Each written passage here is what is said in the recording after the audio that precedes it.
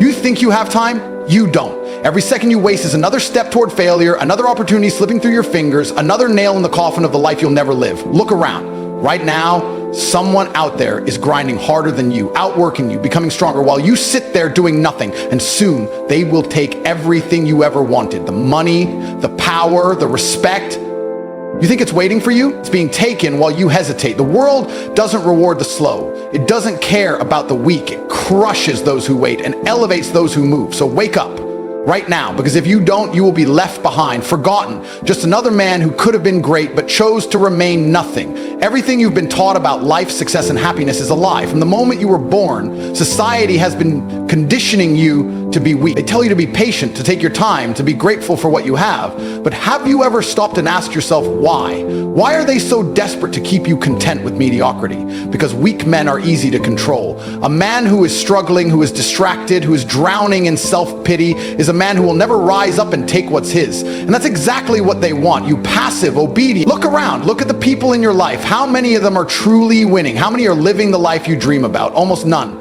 And yet these same people are the ones giving you advice. Your broke friends tell you money isn't everything. Your out-of-shape coworkers tell you the gym doesn't matter.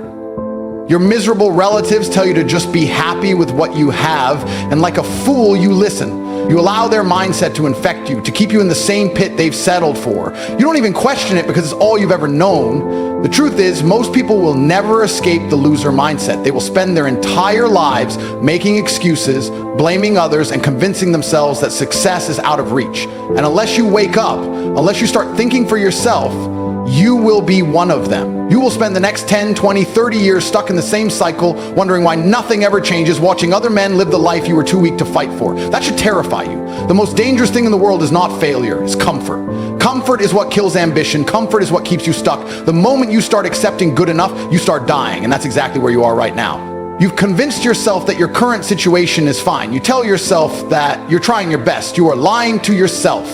Deep down, you know you could be doing more.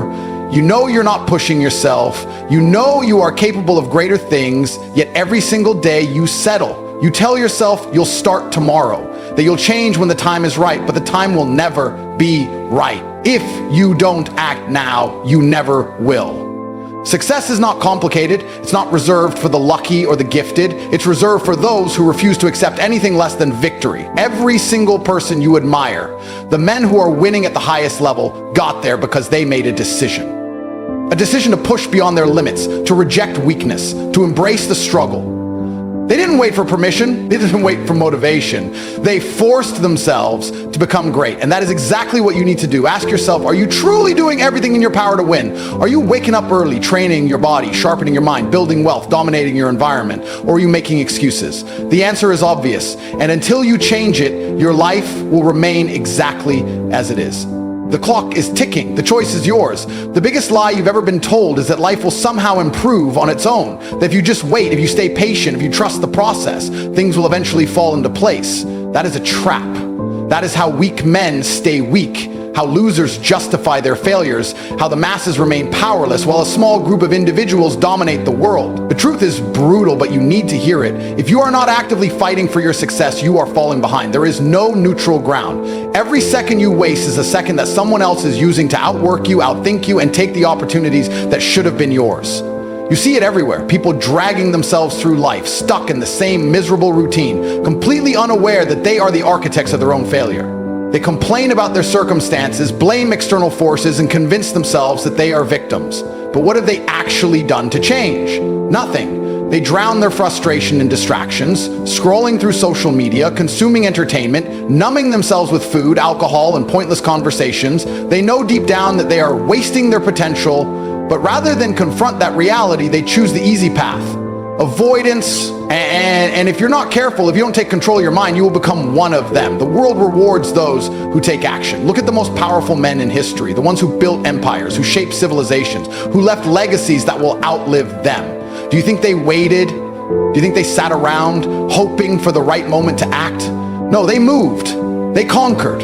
They imposed their will on reality, and because they did, their names are remembered while the weak fade into obscurity. You need to understand something. Mediocrity is not an accident. It is a choice. It is the direct result of laziness, weak discipline, and a refusal to demand more from yourself. If your life is not where you want it to be, it is because you have tolerated failure. You have accepted less than what you are capable of. And as long as you keep making excuses, as long as you keep lying to yourself, nothing will ever change. You will wake up 10 years from now in the same position with the same regrets, wondering why success never came to you, because you never earned it. The men who win in life are not the ones who had an easy path. They are the ones who embraced suffering, who stared adversity in the face and refused to break. They trained when they didn't feel like it. They worked when they were exhausted. They made sacrifices when everyone else was looking for comfort. And because they did, they rose above the masses and took what they wanted. That is the price of greatness. And if you are not willing to pay it, you do not deserve to win. So the question is simple. Are you ready to wage war against mediocrity? Are you ready to destroy the weak version of yourself, to reject comfort, to attack life with an unrelenting hunger for success? Or will you keep waiting, keep hesitating, keep letting fear and laziness control you? The decision is yours, but understand this: time is running out. Every second that passes is a second you will never get back. That's the brutal reality most people refuse to accept. They live as if they have unlimited time, pushing their goals further into the future, convincing themselves that they can afford to waste today because tomorrow will always be there. But one day, there won't be a tomorrow. One day, you'll wake up and realize you've wasted years, maybe even decades, chasing comfort instead of chasing greatness. And at that point, regret will consume you like a disease. Regret is a slow, agonizing poison. It eats away at you, reminding you of all the moments you chose weakness over strength, all the opportunities you let slip through your fingers because you were too afraid to take action. The worst pain in life isn't failure. It's knowing you never even tried. It's looking back and realizing that you had the potential to be extraordinary, but instead you settled for mediocrity. That's the fate of every man who refuses to take control of his own life. And if you keep living the way you are now, that's exactly where you're headed. You need to kill the version of yourself that tolerates failure. You need to bury the weak, undisciplined, excuse-making mindset that has been holding you back, because that version of you is your greatest enemy. It is the part of you that tells you to take it easy, that whispers in your ear when you feel tired, convincing you that it's okay to rest when you should be working.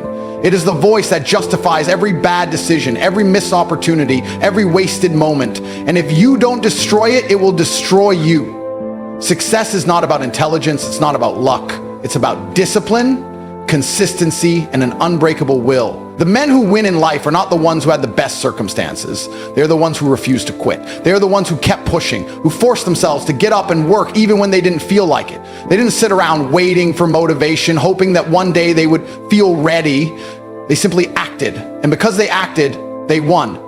You have two choices right now. You can keep living the way you are, weak, lost, making excuses while the world passes you by, or you can decide right here, right now, that you are done tolerating failure, that from this moment forward, you will move differently, you will wake up earlier, you will train harder, you will work longer, you will become the kind of man who takes what he wants instead of waiting for permission. Because the truth is, the universe rewards those who demand more from themselves. You have always had the potential to be great. You have always had the ability to rise above the masses and carve out a life that most people can only dream of. But potential means nothing if you don't act on it. If you continue to hesitate, if you keep making the same weak decisions, your life will remain exactly as it is, empty, uninspiring, filled with regret. But if you choose to change, if you commit to the path of discipline and action, there is no limit to what you can achieve. So what will it be? Will you step up and claim the life that is waiting for you? Or will you keep letting time slip away, making excuses until it's too late? The choice is yours, but remember this: once time is gone, you can never get it back.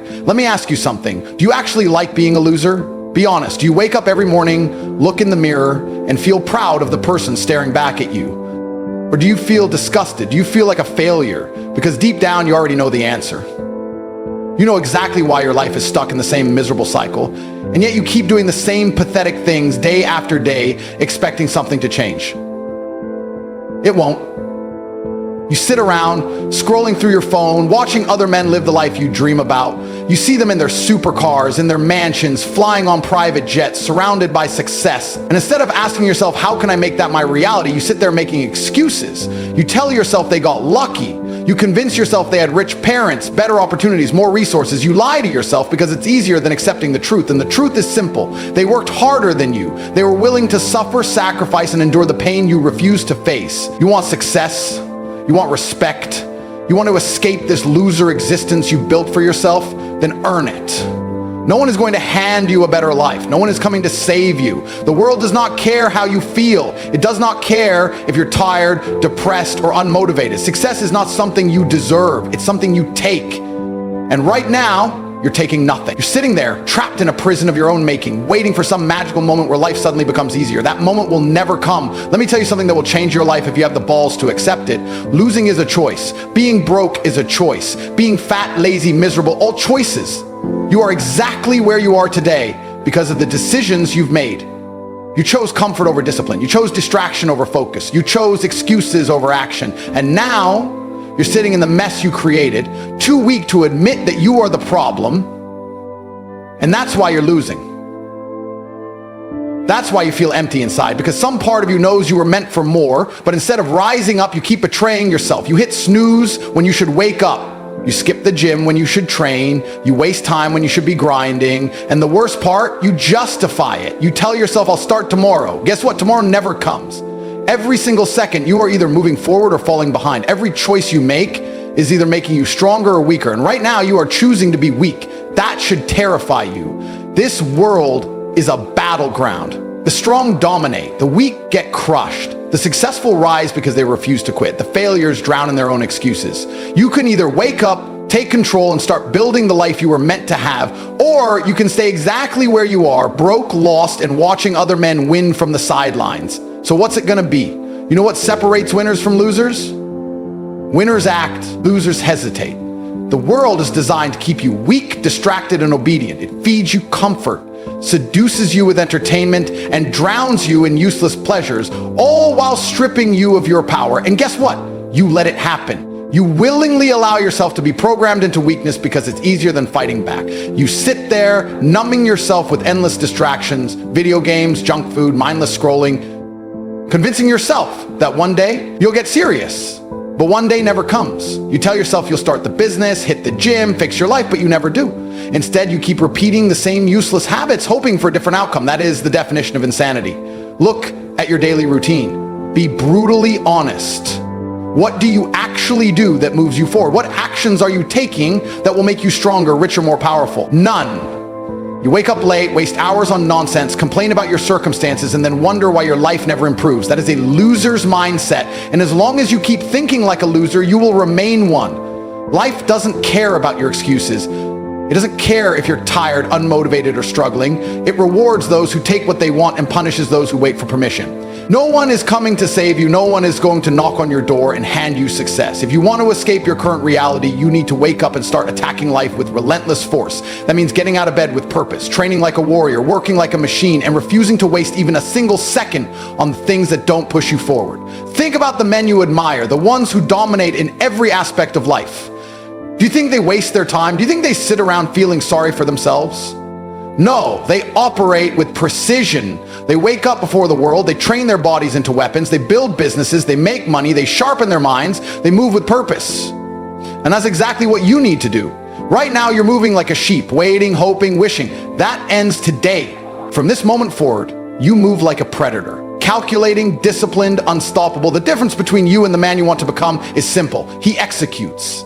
He doesn't overthink, doesn't second guess, he doesn't hesitate, he acts. And because he acts, he wins. You, on the other hand, are trapped in a cycle of inaction. You analyze everything, you overcomplicate things, you let fear stop you before you even start. And that's why you're stuck.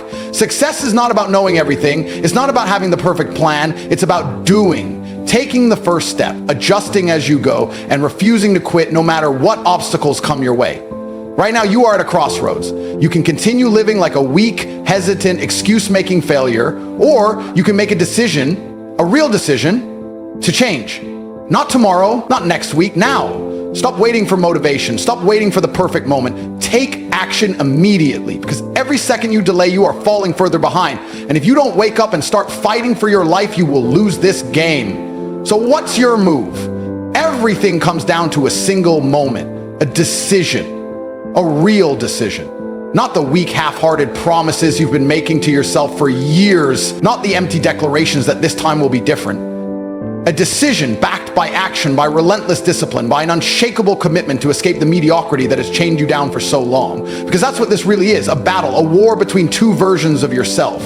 The weak version, the one that accepts failure, the one that procrastinates, the one that hides from discomfort, or the warrior, the machine, the man who refuses to be anything less than excellent. Most people will never make that decision. They will continue to lie to themselves, saying they'll start tomorrow, saying life is unfair, saying success is just luck. And those people will remain exactly where they are, stuck, invisible, forgotten. That is the fate of the masses, a slow, predictable decline into insignificance. They will wake up every morning with the same frustrations, go to bed every night with the same regrets, and one day they will realize that their time is up. No more second chances, no more tomorrows. Just the cold, crushing realization that they wasted their entire existence waiting for a moment that never came. You cannot afford to be one of them.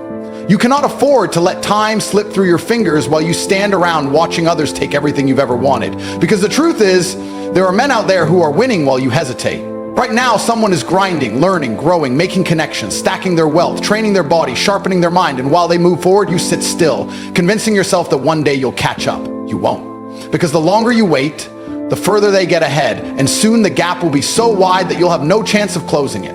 You think the world will wait for you? It won't. It will move forward with or without you. It will reward those who take action and crush those who don't. That's the reality of life. The strong rise, the weak fade away, and the only thing that determines which side you end up on is what you choose to do right now. Not tomorrow, not next week, now. The path is simple, but it is not easy. You wake up earlier than everyone else. You train your body like your life depends on it. You build wealth, not because money matters, but because power does. You eliminate distractions, destroy every excuse, and commit to winning at all costs. That is the only way. That is the price you must pay to become the man you were meant to be. So what are you going to do? Close this video and go back to your pathetic, meaningless habits. Or are you going to take control? Because at the end of the day, it's you against you. And if you don't wake up and start fighting for your life, you've already lost. Decide right now, or be forgotten. What if I told you that success is not a gamble? That if you truly committed every single day, you would be rich, guaranteed. The problem? Most of you quit before the game even starts. You give up at the first step back. But listen to me. If a man goes to the gym every day for a year, his body will transform. So tell me, how can a man work every day towards success and not get rich?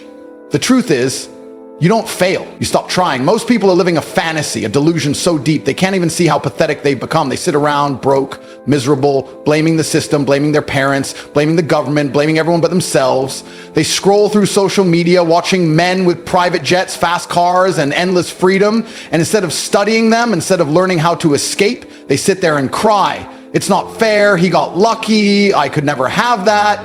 And that right there is the reason they will never be rich. Because before you even start the race, you convinced yourself you can't win. You've programmed your brain to fail. Do you understand how insane that is?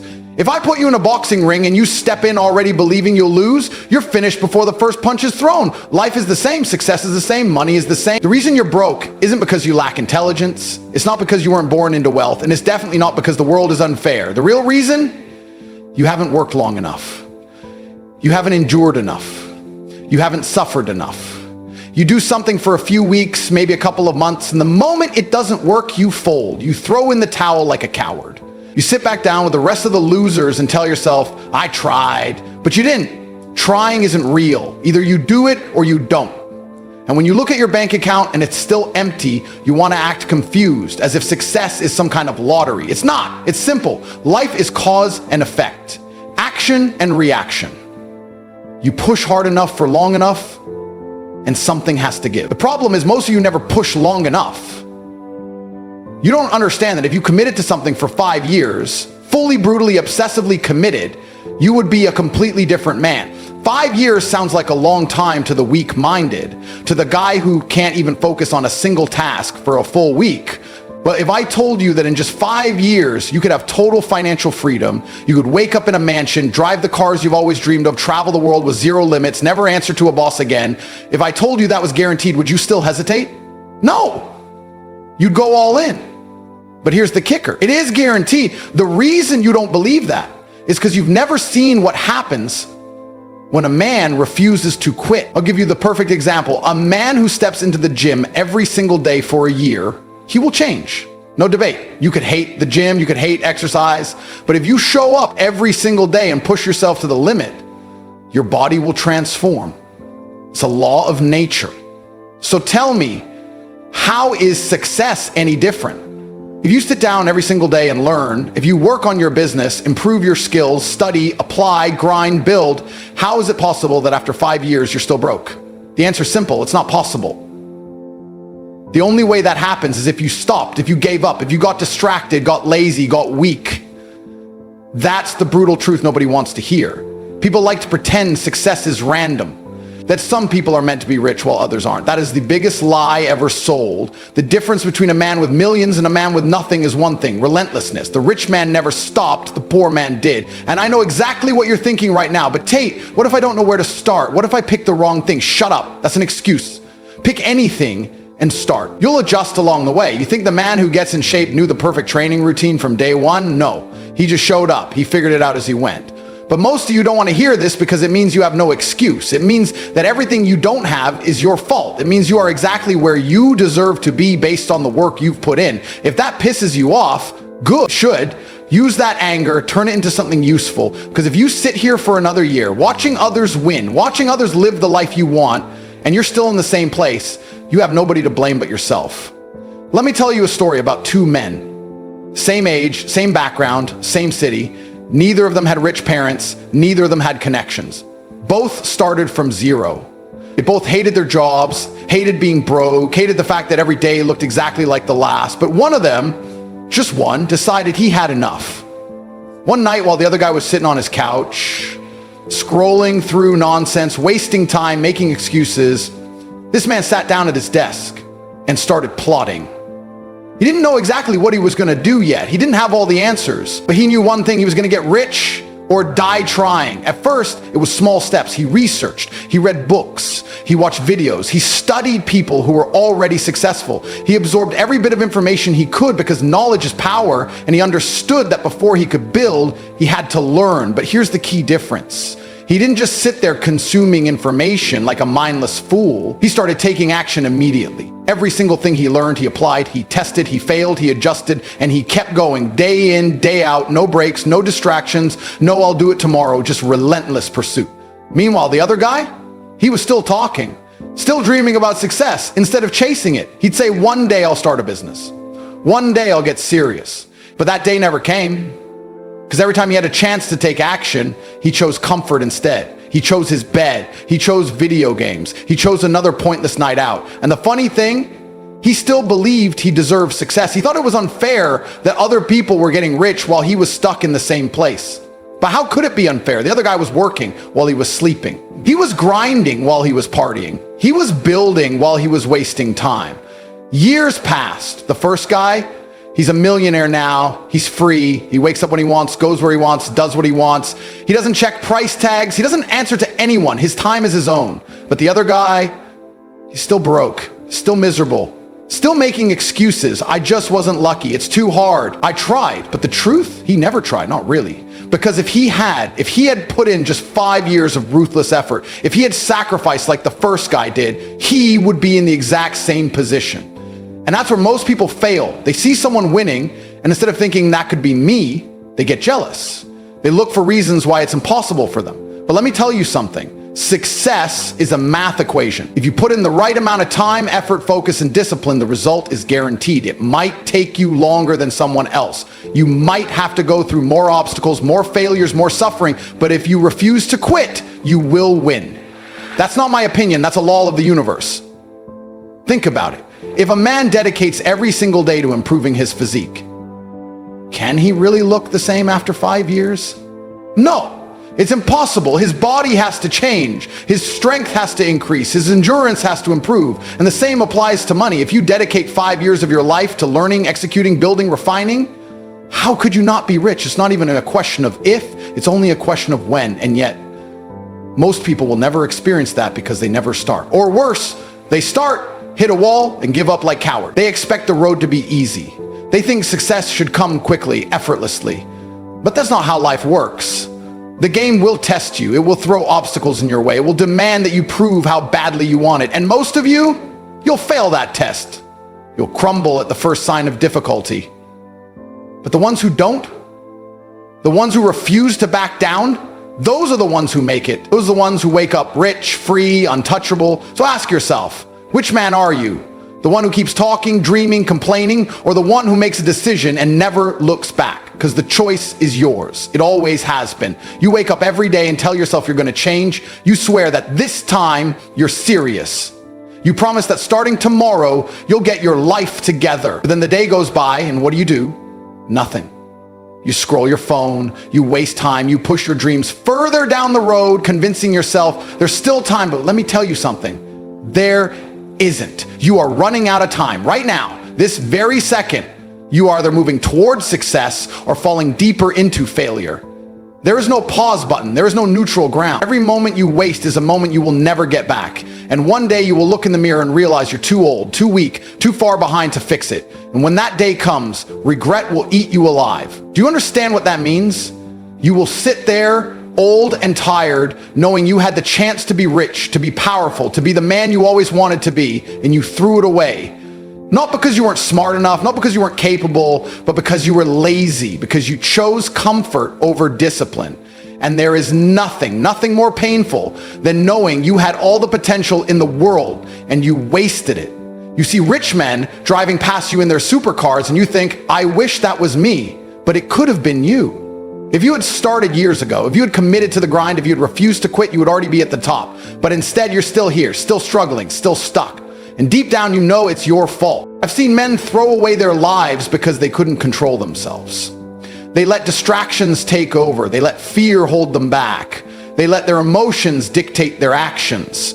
They told themselves they weren't ready. They told themselves they needed more time. But time doesn't wait for cowards. You think you're going to live forever? You think you have decades to sit around before you start moving?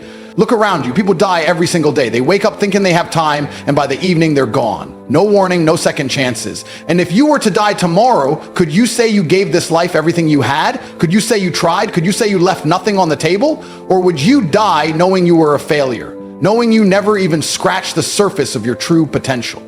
There is a war happening right now, and you are losing. A war against your own mediocrity, a war against your own weaknesses. And if you don't start fighting back, you will lose everything. Do you think the world is going to wait for you to figure it out? No one cares about your dreams. No one cares about your struggles. No one is coming to save you. Every second, there's a man out there working harder than you, grinding longer than you, pushing past the pain while you make excuses. And when the time comes, when you're both standing at the finish line, he will win, and you will watch as everything you ever wanted goes to him instead of you, because he was willing to do what you weren't. You have been lied to your entire life. They told you to be patient, to wait for the right time, to take it slow. But the truth is, there is no right time.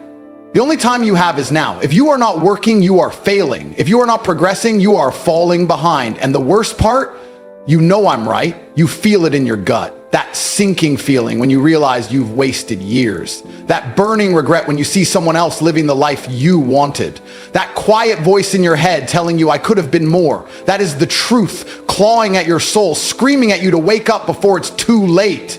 But will you listen? Or will you keep lying to yourself? Will you keep telling yourself that next week, next month, next year, you'll finally get serious? Because if you do, you will wake up one day and realize it's all over. That you waited too long, that the chance has passed, that you are too old, too broken, too filled with regret to fix it. And that is the real nightmare. Not losing money, not failing, but waking up knowing you lost the one thing you could never get back: time. So what are you going to do? Keep watching? Keep waiting? Or are you going to stand up, take control, and fight for your future like your life depends on it? Because it does. At the end of the day, it all comes down to one thing. How bad do you want it?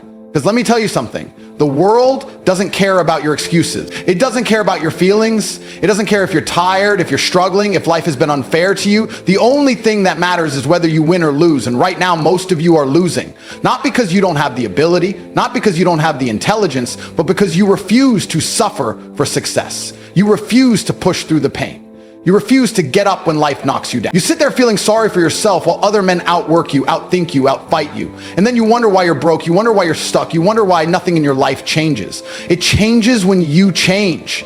It changes when you stop lying to yourself. It changes when you stop making excuses and start making sacrifices. Because that's what it takes. Success is brutal. It does not come easy. It does not come cheap. It demands everything from you. It demands your energy, your focus, your discipline, your entire existence. And if you are not willing to give everything, you will get nothing.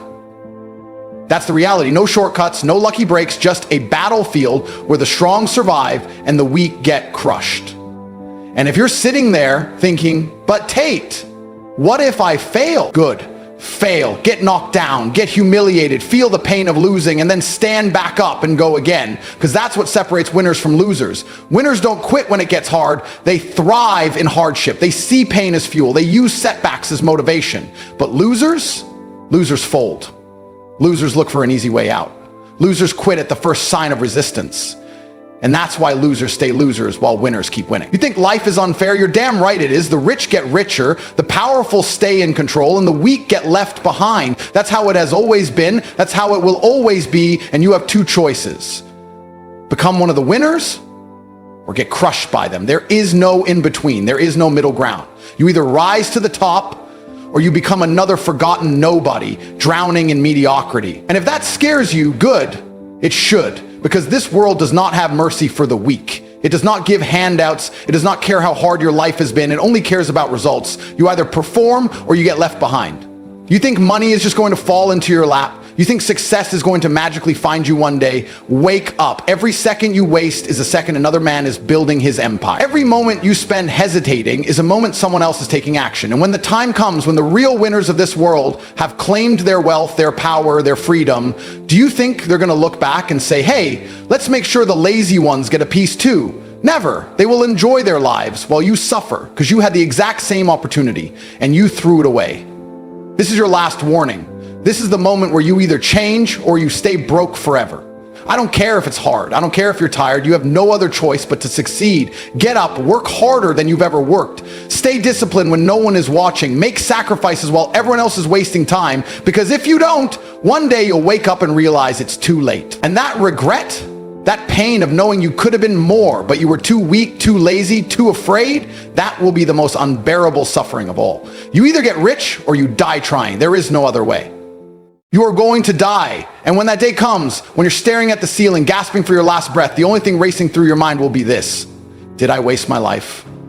Did I throw away my potential? Did I let fear, laziness, and excuses rob me of everything I could have been? You will remember every moment you were too weak to push through, every morning you hit snooze instead of rising like a warrior, every time you let pain defeat you instead of letting it forge you into something unstoppable. And when that moment comes, it will be too late. No more second chances, no more opportunities to change, no more time to build the empire, the physique, the discipline, the life you were meant to have. Because the truth is, the only thing standing between you and the man you could be is your tolerance for suffering. Every great man was willing to endure more pain than the average loser. Every champion embraced suffering while others ran from it. So the question is, will you or will you die with regret knowing you were too weak to pay the price of greatness? Because that price must be paid. And if you don't pay it now in sweat, blood, and discipline, you will pay it later in shame, failure, and regret. You think life is unfair? You think success is some magical reward given to the lucky ones? No. Success is brutal, it's ruthless, it only bows to those who are willing to break themselves apart and rebuild into something stronger. If you wake up every day looking for an easy way out, you've already lost. Life doesn't care about your excuses, your emotions, or your temporary discomfort. It cares about results, and results are only given to those who are willing to suffer.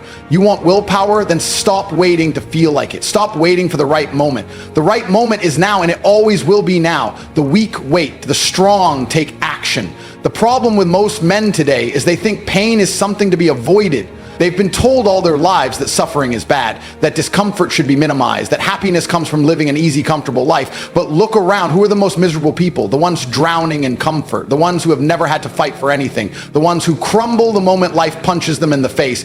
Comfort breeds weakness, and weakness leads to a life of regret. You have to understand this. Suffering is the foundation of strength. Without it, you are nothing. Without it, you will never develop the willpower required to achieve anything meaningful. Most people quit the moment things get hard. They start a workout routine, and after a few days of soreness, they stop.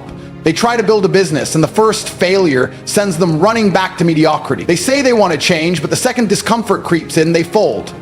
That's why they stay weak. That's why they never achieve anything. If you only do what's easy, your life will be hard. But if you force yourself to do what's hard, your life will be easy. The pain you feel today is the price for the strength you'll have tomorrow. But most people don't want to pay that price. They want the rewards without the struggle. They want the victory without the fight. And that's why they will never win. Discipline is doing what you said you would do long after the mood you said it in has left. That's willpower. That's what separates the winners from the losers. Every single day you have a choice. Either you embrace the suffering or you run from it. And the more you run, the weaker you become. Every time you hit the snooze button, every time you skip the workout, every time you take the easy route, you are programming yourself for failure. You are reinforcing weakness, and weakness compounds over time. One day you wake up and you're 40 years old wondering where it all went wrong. The answer is simple. It went wrong the moment you started avoiding discomfort. You think the men who have conquered life did it because they felt good every day? No. They did it because they forced themselves through pain day after day until they became unbreakable. They suffered when no one was watching. They grinded when every muscle in their body screamed for rest. They kept pushing when their minds begged them to stop. And that's why they are at the top while everyone else is at the bottom. Suffer now so you can live the rest of your life like a king. But if you refuse to suffer now, life will force suffering on you later. And when that day comes, it will be too late. The truth is, nobody is coming to save you. Nobody's going to do the work for you. There is no secret hack, no shortcut, no easy way out.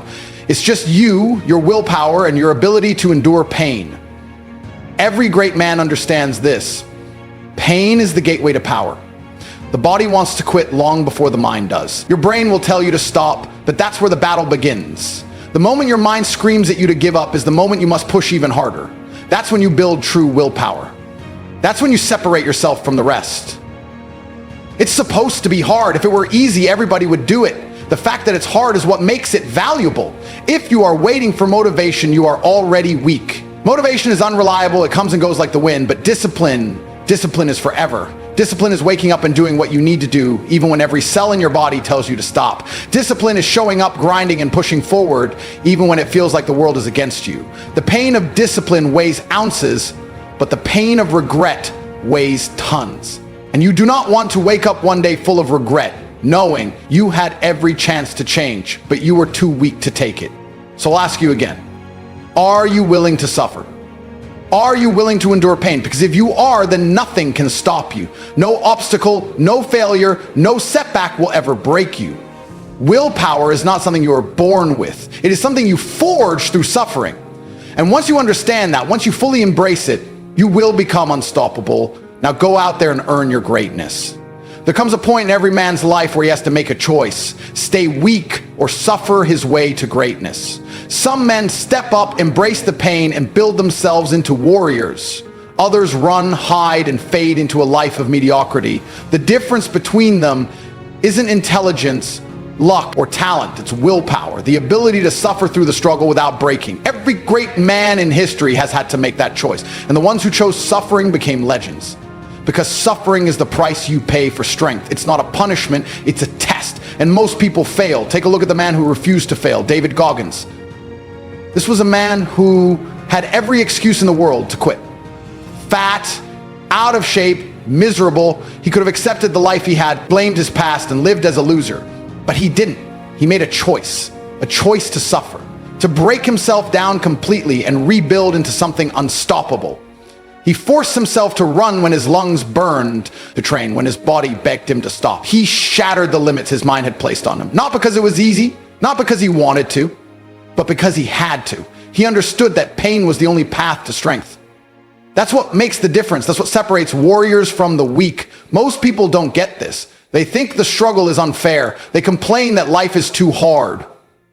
But fairness has nothing to do with it. Life doesn't reward the ones who cry about their problems. It rewards the ones who fight through them. Nobody cares about your excuses. The world only cares about results. You either become the man who pushes through the suffering, or you become the man who gets left behind. That's the choice. And every single day you make that choice through your actions. Do you wake up early and attack the day, or do you stay in bed like a coward? Do you push yourself beyond your limits, or do you stop when it gets hard? Do you force yourself into discomfort, or do you look for an easy way out? Suffering is not the enemy, weakness is. Weakness is what keeps men trapped in a life they hate. It's what keeps them poor, unfit, and powerless. And the only way to kill weakness is through suffering.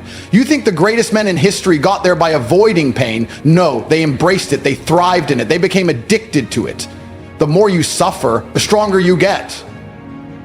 That's the secret nobody wants to hear, because it means there's no shortcuts. It means you have to go through hell to get what you want. And most people don't have the willpower to handle that truth. But you're not most people. You have the power to make that choice right now. To stop running from pain, to stop looking for an easier way, to finally step up and take control of your destiny. Look around you. Look at all the men who took the easy road. They are everywhere, slouched over, lifeless, beaten by a world they refuse to fight against. Do you want to be like them? Or do you want to be something more? The path to greatness is right in front of you, but it's covered in fire, pain, and suffering. And the only way to the other side is to walk straight through it. Most men won't, but you can. You have to understand this. Every moment of suffering you endure is a deposit into your future.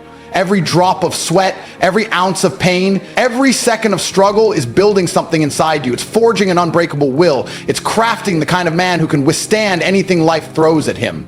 Pain is temporary, but quitting lasts forever. That's why you must push through even when it feels impossible, even when your body screams for rest, even when your mind begs you to stop. Because every time you endure, every time you refuse to break, you become stronger. You move closer to the man you were meant to be. People will look at you and wonder how you did it. They'll think you were gifted, that you had some advantage they didn't, but they won't see the nights you spent grinding when they were sleeping. They won't see the sacrifices you made, the pain you endured, the times you kept going when every part of you wanted to quit.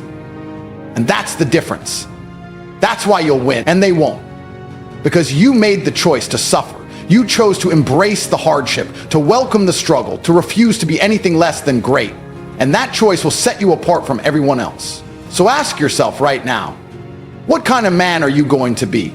The kind who complains, who looks for the easy way, who accepts weakness as his fate? Or the kind who stands up, grits his teeth, and forces himself to suffer because he knows that's the only way to win? The answer is in your hands. And if you choose pain, if you choose struggle, if you choose to suffer for your dreams, then nothing, absolutely nothing can stop you. Now go out there and prove it.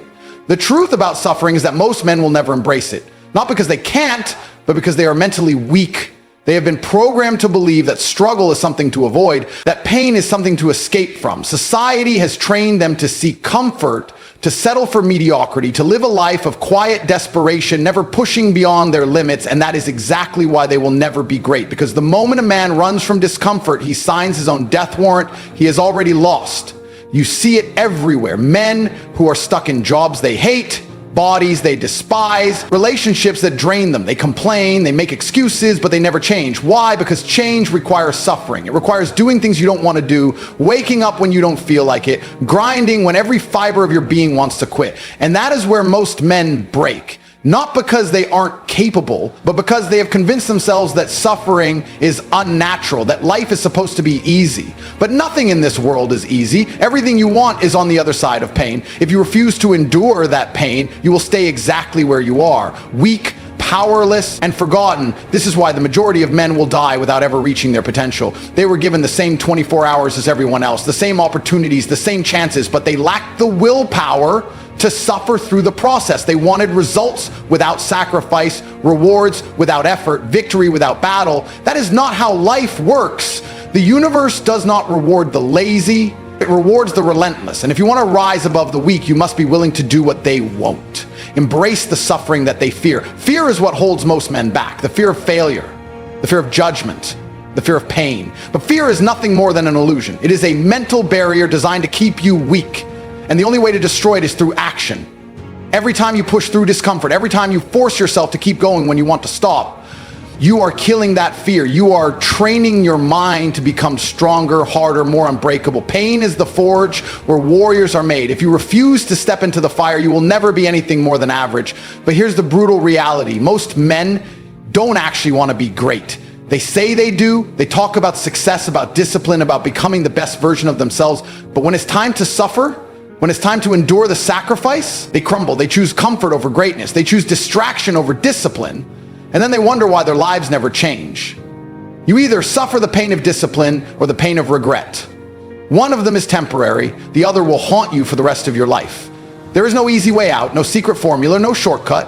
The only way to win in this world is through suffering, through forcing yourself to do what is necessary even when every part of you wants to quit, through enduring the pain, the struggle, the endless battles, until you become something unbreakable. That is the difference between those who succeed and those who fail. The ones who win are the ones who refuse to give up, the ones who push through the suffering no matter what. And here's the best part. Once you embrace suffering, once you condition your mind to thrive in pain, nothing can stop you. The obstacles that break other men will mean nothing to you. The challenges that make them quit will only make you stronger. You will become the man who can walk through fire and come out untouched. And when the weak men of the world look at you, they will not understand.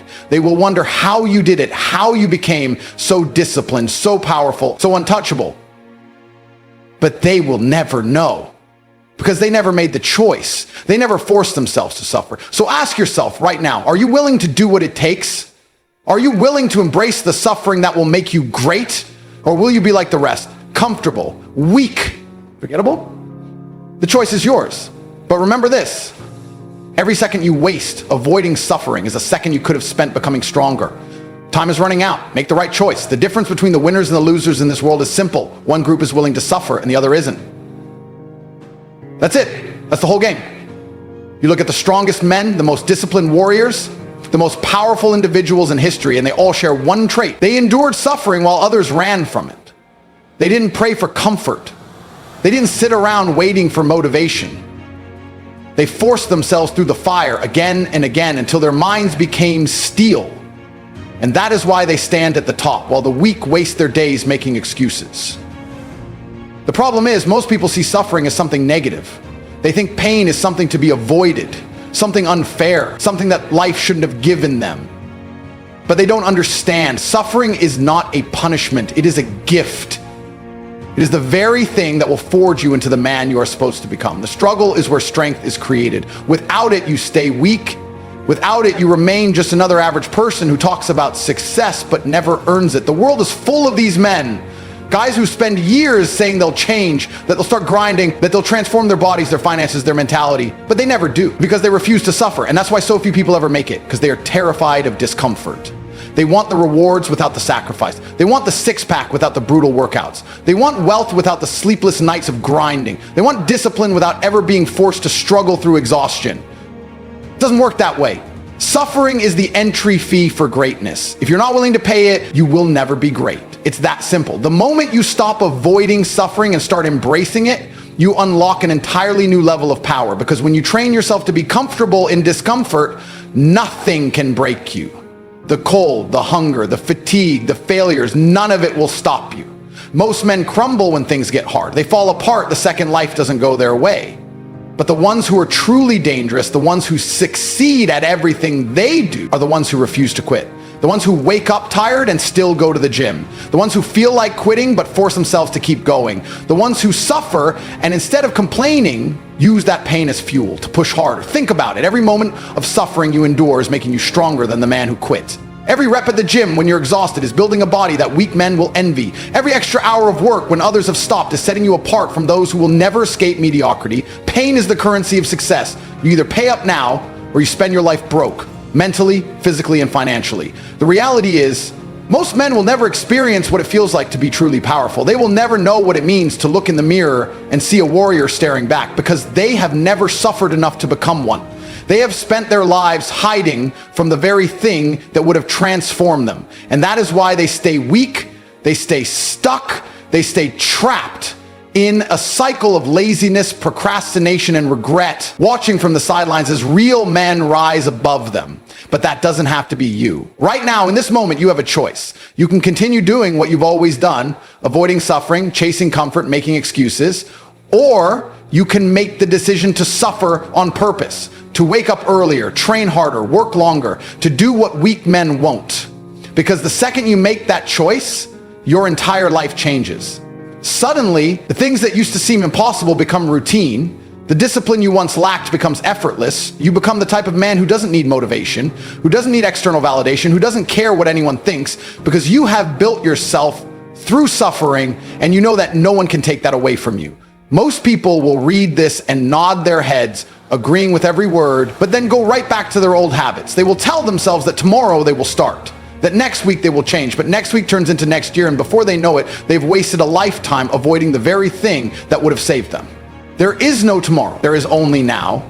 If you don't decide today, you never will. So ask yourself, are you really willing to do what it takes? Not just when it's easy, not just when you feel like it, but every single day, even when it hurts. Because if you are, nothing can stop you. No challenge will be too great, no obstacle too difficult. You will become the man that others fear, the man who thrives in the suffering that destroys the weak. And when you reach that level, when you have fully embraced the pain and turned it into power, you will understand why the greats live by one rule. The more you suffer, the stronger you become. At the end of the day, everything in your life comes down to one decision.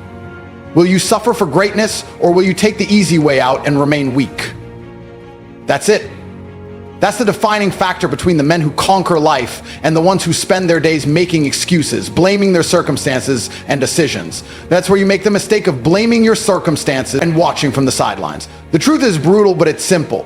Every great man has suffered more than you can imagine, and every weak man has avoided suffering like a disease.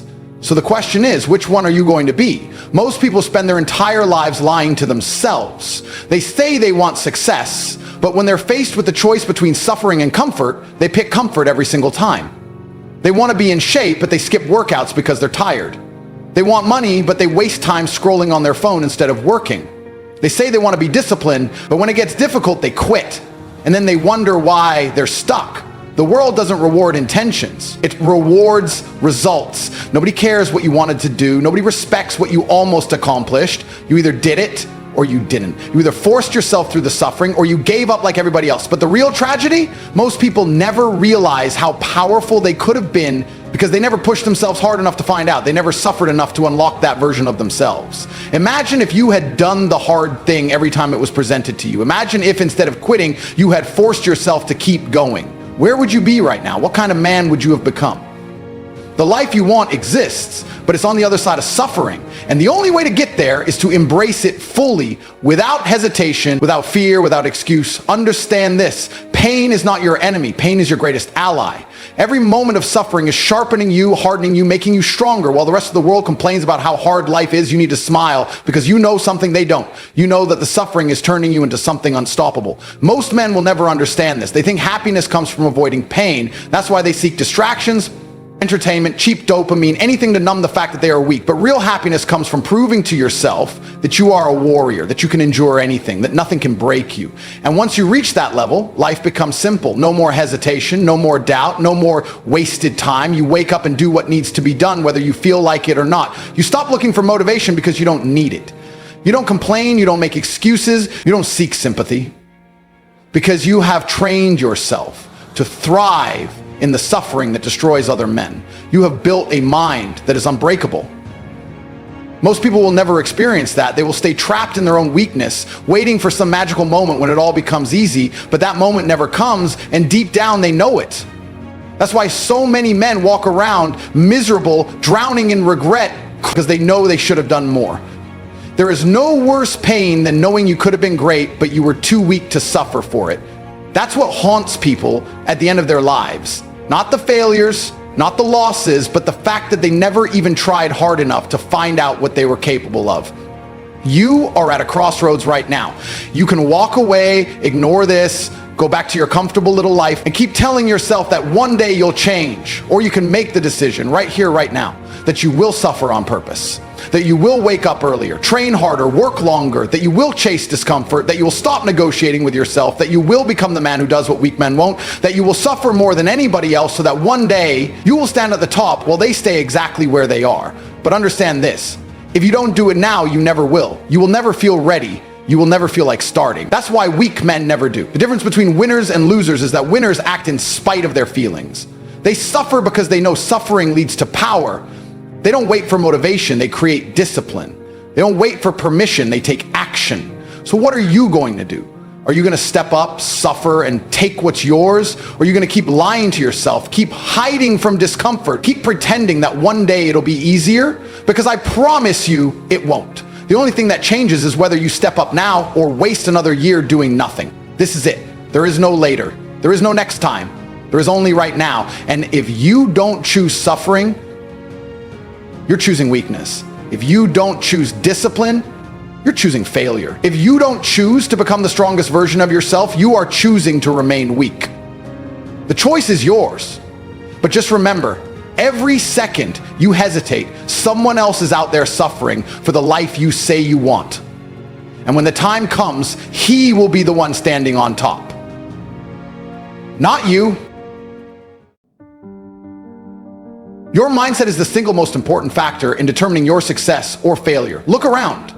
Everything in your life right now, the money, the job, the body, the respect, is exactly what you deserve. You're not broke because life is unfair. You're broke because you've accepted mediocrity. You're not overweight because of bad luck. You're overweight because you lack discipline. Success is not given, it's taken. You have to be aggressive and go after what you want in life. But most of you sit there scrolling, complaining, waiting for something to change. Guess what? Nothing will change unless you do. The world doesn't care about your excuses. You wake up every morning broke, stressed, and wondering why life hasn't handed you success. But let's be brutally honest. Your entire life is a reflection of your mindset. The way you think determines everything. The rich don't stay rich because of luck, and the poor don't stay poor because the universe hates them. A rich man's mind prints money, while a poor man's mind finds ways to spend it. That's the difference. It's not about the amount of money you start with. It's about how your brain operates. Look at how you spend your time. The moment you get a little bit of money, your first instinct is to waste it on something meaningless. You get paid, and instead of figuring out how to multiply that money, you rush to spend it on things that bring no value. A new phone, a night out, some useless gadget that impresses nobody but your own weak ego. You spend money like a consumer, not a producer. You live like the sheep that the rich control. Every ad you see, every sale you fall for, every useless item you purchase, it's all designed to keep you exactly where you are, trapped in the cycle of poverty. Rich men don't think like that. A man with a wealthy mind looks at money differently. The moment he touches a dollar, his only thought is, how do I make this multiply? He sees money as fuel, a tool to create more wealth. He's not chasing temporary pleasure, he's building empires. That's why the rich get richer, because they understand that money is just energy and they know how to direct it. But most of you don't direct anything. You float through life letting your emotions dictate your decisions, spending money the second it lands in your pocket, then whining about how unfair life is when you struggle to pay rent. You say you want to be rich. No, you don't. If you really wanted it, you wouldn't be watching movies every night. You wouldn't be going out on weekends wasting money on overpriced drinks. You wouldn't be buying clothes just to impress people who don't care about you. A rich man sacrifices comfort for growth. A poor man sacrifices growth for comfort. That's the difference. That's why the rich keep winning and the poor keep losing. The way you see money is the root of your failure. You fear losing it, so you hold on to it like a desperate fool, never investing, never risking, never growing. And when you do spend it, you spend it on nonsense that brings no return. You work a job you hate for money you don't know how to use, to buy things you don't need, to impress people you don't even like. Then you sit there, confused as to why you're stuck in the same place year after year. You don't have a money problem, you have a mind problem. Until you fix that, nothing will change. You think rich men are lucky? You think they just stumble into success? No, they see the world differently. Every minute of every day, they are strategizing, they are studying, learning, making moves. They see opportunities where you see obstacles. They take action while you sit there overthinking and hesitating. The truth is, your life is a direct result of your decisions. If you're broke, it's because you've made broke decisions. If you're rich, it's because you've made rich decisions. There is no mystery, but here's the good news. You can change. The mind is a muscle, and if you train it properly, it can become a money printing machine. You don't have to stay in this cycle. You can reprogram yourself to think like the winners. You can teach yourself to see money as a tool, not a burden. You can stop making weak emotional choices and start making powerful, calculated moves. But it starts with killing the broke mindset that's been holding you hostage. From this moment forward, every dollar you touch should have a purpose. No more wasting money on useless entertainment. No more impulse spending just because you deserve a treat. No more being a pawn in a system designed to keep you weak. If you start thinking like a rich man, money will begin to flow toward you. If you keep thinking like a poor man, you will spend your entire life chasing scraps. The choice is yours. Let me tell you a story about two men who started at the exact same place in life. Same background, same resources, same opportunities. The first man, when he got his first paycheck, saw it as a reward. He felt like he had worked hard and now it was time to enjoy life. He bought himself a new phone, took his friends out for dinner, upgraded his car to something flashier. He didn't think about tomorrow, only today. He told himself he deserved it. He told himself he could always make more money later. But as the months passed, he found himself living paycheck to paycheck, stressed about bills, never getting ahead. No matter how much money came in, it was always gone just as quickly. The second man, on the other hand, saw his paycheck differently. The moment he got his money, he asked himself, how do I make this grow? Instead of wasting it on things that lost value, he put it into things that made him stronger. He spent it on books, courses, mentors. He learned about investments, businesses, high income skills. While the first man was busy enjoying the illusion of success, the second man was quietly building real success. He sacrificed short-term pleasure for long-term power. And in a few years, while the first man was still struggling, still stressed, still trapped, the second man was free. He had built something. He had turned his mind into a money printing machine. This is the difference between the rich and the poor. It has nothing to do with luck and everything to do with mindset. One man sees money as a tool, the other sees it as a toy. One man understands that money must be multiplied, the other believes it is meant to be spent. That's why you see people who come from nothing and become millionaires while others stay broke their entire lives. It's not about where you start, it's about how you think. The poor mind is emotional, it reacts. It chases instant gratification. It spends money the second it's earned because it has no discipline, no strategy, no long-term vision. A poor man will complain about being broke while holding a brand new iPhone. He will say he has no money while standing in line for expensive coffee. He will waste his life working a job he hates just to afford things he doesn't need, all while blaming the system for his struggles. A rich man sees through the illusion. He understands that money is not about what you earn, it's about what you keep, what you invest, what you grow. You need to stop thinking like a consumer and start thinking like a producer. Stop chasing the lifestyle of wealth before you have actually built wealth. The problem with most of you is that you want to look rich instead of actually becoming rich. You spend money trying to impress people who don't even care about you, trying to keep up an image that brings you nothing in return. Rich men don't waste money proving they're rich. They use money to get richer. The world is full of distractions designed to steal your money and keep you broke. Every advertisement, every sale, every social media post showing off luxury is a trap to make you spend. The system is designed to keep you poor by making you desire things that don't help you grow, and because you lack self-control, you fall for it every time. You tell yourself you need these things. You convince yourself that spending money is a sign of success, when in reality it's a sign of weakness. The more you spend, the more enslaved you become. But here's the truth. They don't want you to know that money is just a game. And once you understand the rules, you can break free.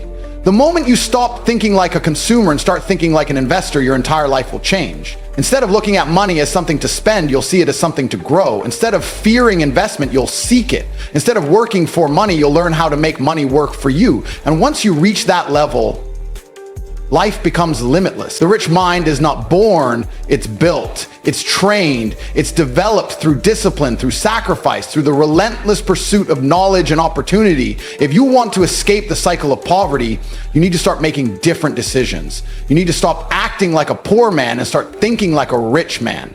Every dollar in your pocket is a seed. Plant it wisely or waste it and stay exactly where you are. The choice is yours. The biggest prison in the world isn't made of concrete and steel. It's not guarded by men with guns. The biggest prison is your own mind, and the system has built it perfectly to keep you inside.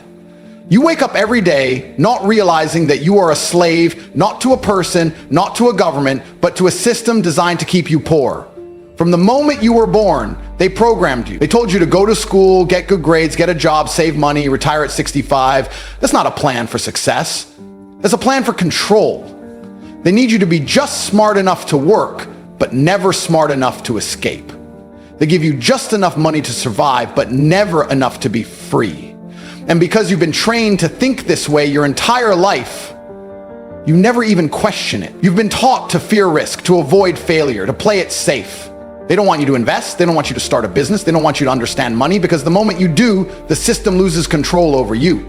They need you to be predictable. They need you to wake up, go to work, pay your bills, stay in debt, and keep consuming. And you obey like a good little worker, never realizing that you're building someone else's dream while yours rots away. But the real tragedy? They don't even have to force you. You do it willingly. You convince yourself that this is how life is supposed to be. You tell yourself that getting rich is for other people, that success is about luck, that financial freedom is just a fantasy. You've been brainwashed into believing that working hard at a job for 40 years is more secure than betting on yourself for 5. That's how they trap you, not with chains, but with lies. And the worst part, you feed the very system that keeps you enslaved. Every time you buy something you don't need, every time you finance a car to impress people who don't care about you, every time you waste money on distractions instead of using it to build something, you are not just a prisoner, you are your own jailer. The truth is the system is rigged, but not in the way you think. It's not designed to keep everyone poor. It's designed to keep the weak poor. The ones who are lazy, the ones who lack discipline, the ones who make excuses. But the strong, the ones who wake up, who see through the illusion, who refuse to play by the rules, they escape. Money is not a mystery. It is not luck. It is not something reserved for the privileged. Money is a game, and the rules are simple, but they don't teach you the rules. They don't want you to know that money flows to those who understand how to multiply it. They don't want you to know that wealth isn't created by working harder, but by thinking smarter. They don't want you to know that every dollar you earn is a soldier, and if you deploy it correctly, it will bring back reinforcements. A rich man's money works for him. A poor man's money works for others. Look around you. The richest men in the world are not slaving away at a job. They own things. They control assets. They invest in businesses, in real estate, in systems that generate wealth while they sleep. Meanwhile, you wake up every morning, trade your time for money, and then immediately give that money away to people who are already rich. Your landlord, your bank, the corporations that sell you nonsense you don't need. And then you wonder why you're broke. But here's the real secret. They cannot stop you from escaping. The doors are open. The knowledge is out there, but you have to make a choice. You have to decide that you are done being a slave. You have to be willing to go against everything you were taught, to unlearn the lies, to take risks, to fail, to learn, to fight for your freedom. The road is hard, but the reward is everything. Because once you break free, once you understand how money truly works, you will never be controlled again. The moment you stop thinking like a poor man, the moment you start treating money as a tool instead of a toy, your entire life will change. The world is full of men who will spend their entire lives trapped in financial slavery. But you don't have to be one of them. You can wake up. You can rise above. You can build the life they told you was impossible. But it starts with your mind. It starts with your choices. It starts today. Most people will spend their entire lives chasing money like a dog chases its own tail. They wake up, go to work, get paid, spend it all, and repeat. They never stop to ask themselves why they are always broke, why they never seem to get ahead, why their bank account is a constant source of stress. The reason is simple. They think like poor people. And as long as they think like poor people, they will remain poor, no matter how much money they make. It's not about how much you earn, it's about how you think. A rich man doesn't see money as something to be spent. He sees it as something to be multiplied. Every dollar that enters his hand is a tool, a weapon, a soldier that must go out into the world and bring back more. He doesn't waste it on nonsense. He doesn't buy things to impress people. He doesn't spend for the sake of spending. He deploys his money strategically, ensuring that it continues to grow and work for him while he sleeps. Meanwhile, the poor man spends every dollar as soon as he gets it. He upgrades his phone, he buys new clothes, he finances a car he can't afford. He thinks that the purpose of money is to be spent rather than invested, and because of this, he remains trapped, living paycheck to paycheck, working harder and harder, but never truly progressing. He doesn't realize that his own habits are the reason for his suffering. But the truth is, it's not entirely his fault. Society has trained him to be this way. The system wants you to spend. The system wants you to stay broke. That's why they push consumerism so hard. Every advertisement you see is designed to make you part with your money. Every marketing campaign is crafted to make you feel like you need to buy something. They don't care about your financial freedom. They care about keeping you locked in the cycle of consumption. The rich don't play that game. The rich understand that money is a means to power, not a means to pleasure. They don't buy liabilities, they buy assets. They don't throw their money away on distractions, they put it into vehicles that generate wealth. That's why the gap between the rich and the poor keeps growing. It's not because of some conspiracy, it's because the rich understand how money works and the poor do not. If you want to escape, you need to change the way you think. You need to stop seeing money as something you simply spend and start seeing it as something you must make work for you. Every dollar that enters your pocket should have a job. It should be invested, it should be grown, it should be multiplied. This is the fundamental difference between a rich mind and a poor mind. And here's the real irony. Most people don't even realize that their own mind is the biggest thing keeping them poor. They complain about money, they complain about not having enough, but they never take the time to actually learn about how money works. They refuse to educate themselves. They refuse to make the sacrifices necessary to build wealth. They'd rather stay comfortable in their ignorance than face the truth. But you're different. You're here because you want more. You're here because deep down you know there's another level to life. You know you weren't born to struggle, to barely survive, to live in fear of your next bill. You know you were meant for more. And the only thing standing between you and that reality is the way you think. The moment you shift your mindset, the moment you start treating money like a weapon instead of a toy, your entire life will change. You will stop wasting money on things that don't matter. You will stop making excuses. You will start moving with purpose, with strategy, with intent. And when that happens, success is inevitable. Because here's the truth. The world doesn't care about your excuses. It doesn't care about your circumstances.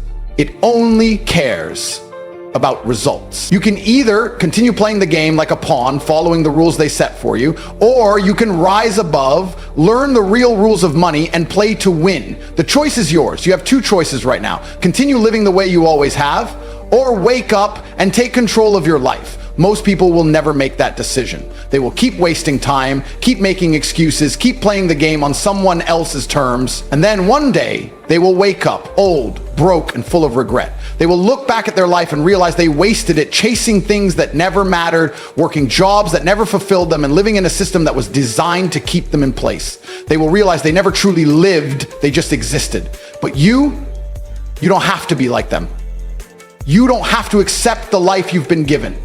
You can choose to rise. You can choose to stop thinking like a poor man and start thinking like someone who is destined for greatness. Because the truth is, money is just a byproduct of power. And power comes from your mind, from your ability to see opportunities where others see limitations, from your discipline, from your relentless pursuit of what you want. The problem is that most people are too weak to handle this truth. They don't want to take responsibility for their failures. They don't want to admit that their situation is a direct result of their own actions. They want to blame the government, the economy, their upbringing, their bad luck, anything but themselves. And as long as they keep making excuses, they will stay exactly where they are. Let me tell you something. Nobody is coming to save you. There is no magical moment when life suddenly becomes easy. The only way to win is to become the kind of person who cannot lose. That means strengthening your mind, controlling your emotions, and understanding that your time is the most valuable asset you have. You don't waste it. You don't trade it for a paycheck that barely covers your bills. You don't spend it on things that don't serve you. You use it to build, you use it to create, you use it to become untouchable. A poor man spends money because he's chasing happiness. He thinks the car will make him feel powerful. He thinks the designer clothes will make people respect him. He thinks spending his entire paycheck at the club will impress women. But the rich man prints money because he understands that happiness isn't in the things, it's in the freedom. It's in waking up and knowing that nobody controls you. It's in having the power to say no. It's in knowing that your time is yours and yours alone. That is what you must aim for. Not temporary pleasure, not validation from people who don't even respect themselves. Real power, real freedom. But that only comes when you stop thinking like a slave and start thinking like a king. That only comes when you stop looking at money as something to spend and start looking at it as something to grow. The people at the top don't work for money. They make money work for them. They put it into businesses, into investments, into assets that keep producing more. They never let their money sit still. They don't waste their energy chasing after paychecks because they understand that the real game is about control. When you control your money, you control your time. When you control your time, you control your life. The moment you understand this, everything changes. You stop buying things you don't need. You stop caring about impressing people who don't matter. You stop living for the weekend, waiting for permission to enjoy your own life. Instead, you start moving differently. You start thinking differently. You start making decisions like a man who is going to win no matter what. Because at the end of the day, the world belongs to the ones who take it. The rich are not lucky. They are not special. They just understand something that most people never will. And if you want to be one of them, you need to start by changing the way you think. You need to start by controlling your mind, your actions, and your future. Most people will never do this. Most people will never even try. But you are not most people. You wouldn't still be here if you were. So stop waiting, stop hesitating, stop playing by the rules that were designed to keep you broke. Take control, print money, build your empire, or stay exactly where you are and watch someone else do it instead. There will come a day when you're alone, staring at your reflection, and you'll realize you were the only one who could have saved you. Not your parents, not your friends, just you, and you didn't. You folded when life got hard. You chose comfort over conquest, and that moment will haunt you more than any failure ever could, because deep down, you knew you were built for more, but you did nothing. And now the pain isn't temporary, it's forever. You either build a mind made of steel or get crushed by life's weight every single day. Mental toughness isn't optional, it's survival. The reason you're unhappy isn't life. It's not your job, it's not society, it's your weakness. It's the voice in your head that lets you give up when it gets hard. It's the tiny cowardly version of you whispering lies, telling you it's okay to quit, that it's okay to feel sorry for yourself. And you listen to it, you obey it. That's why you're stuck. That's why nothing changes. Because instead of hardening your mind, you've spent your life padding your excuses with comfort. You've been lied to since birth. They told you mental health is about talking more, crying more, opening up. And maybe that works for some. But what if your mind doesn't need comfort? What if it needs combat? What if you need to face the war instead of avoiding it? Life is pressure. Life is chaos. Life is unfair. And that's the point. It's designed to expose the weak and reward the resilient. The man who cracks under pressure never gets the reward, never builds the empire, never earns the respect, because he was too focused on being understood instead of becoming undeniable. Mental toughness is understanding that you don't need to be in the perfect mental state to perform. You need to perform regardless. You need to show up when everything inside you screams to stop. That's what separates the winners from the masses, the ability to act without emotion, to move without permission, to build under stress. If your emotions control you, they will own you. If your feelings decide what you do, you'll never do what needs to be done. You've been taught to seek peace, but no one told you that peace is earned through war. You can't meditate your way out of struggle if you've never earned the right to be still. Stillness means nothing if your soul hasn't tasted chaos. Discipline means nothing if it only exists when it's convenient. Mental toughness is not about smiling through pain. It's about being unmoved by it. It's about getting punched in the face by life and saying, "That all you got?" It's about staying on your feet when everything around you collapses. You don't just survive pain, you turn it into power. That's mental toughness. That's what the world respects. That's what breaks you out of mediocrity and into greatness. You want to know why you keep losing? Because your mind has no edge. It's dull, it's soft, and it folds under even the smallest weight. You crumble when someone insults you. You spiral when things don't go your way. That's not strength, that's emotional slavery. And the worst part, you justify it. You post quotes about self-care. You blame trauma. You romanticize your suffering like it makes you interesting. But suffering without strength is just self-pity. If you're not using your pain to grow, you're letting it rot you from the inside out. The world won't wait for you to heal. It'll pass you by, step over you, and keep moving. Only the mentally tough rise, because they don't wait for perfect conditions. They become the storm. There's no such thing as a mentally weak man living a great life. It doesn't exist. Not in this reality, not in this world. You either train your mind to become your ally, or it becomes your prison. And training it means suffering on purpose. It means doing what you hate repeatedly until it bends in your favor. It means embracing boredom, pushing through pain, taking action even when your soul begs for rest. Weakness is always louder than discipline, but when you silence it, when you prove you can lead yourself, you become unstoppable. You become dangerous. Because the man who controls his mind can't be controlled by anything else. There's no blueprint for toughness. It's earned in the unseen hours. When you wake up early and everything hurts, but you move anyway. When no one's watching, no one's clapping, no one's motivating you, and you show up anyway. When your plans fall apart and you hold the line without flinching. That's where mental toughness is forged. Not in books, not in podcasts, not in therapy rooms. It's built in the trenches, in the grind, in the solitude of discipline. Most men fear failure, but the mentally tough man welcomes it. Because failure sharpens him. Because rejection exposes what he needs to work on. Because pressure is a gift, it forces him to grow. If life isn't hard, you're not growing. If your days are too easy, your mind is weakening. Comfort is the real killer. It sneaks in silently and robs you of your edge. And you wake up one day wondering why you're anxious, lost, depressed. The answer's simple. You've been running from the hard stuff too long, and it caught up to you. You're not a victim, you're just undisciplined. You're not broken, you're just untrained. And the beauty of this realization is that you can change everything right now if you choose to suffer with purpose. If you choose to fight back against the weakness creeping into your life. Because the truth is, you don't need more support, you need more grit.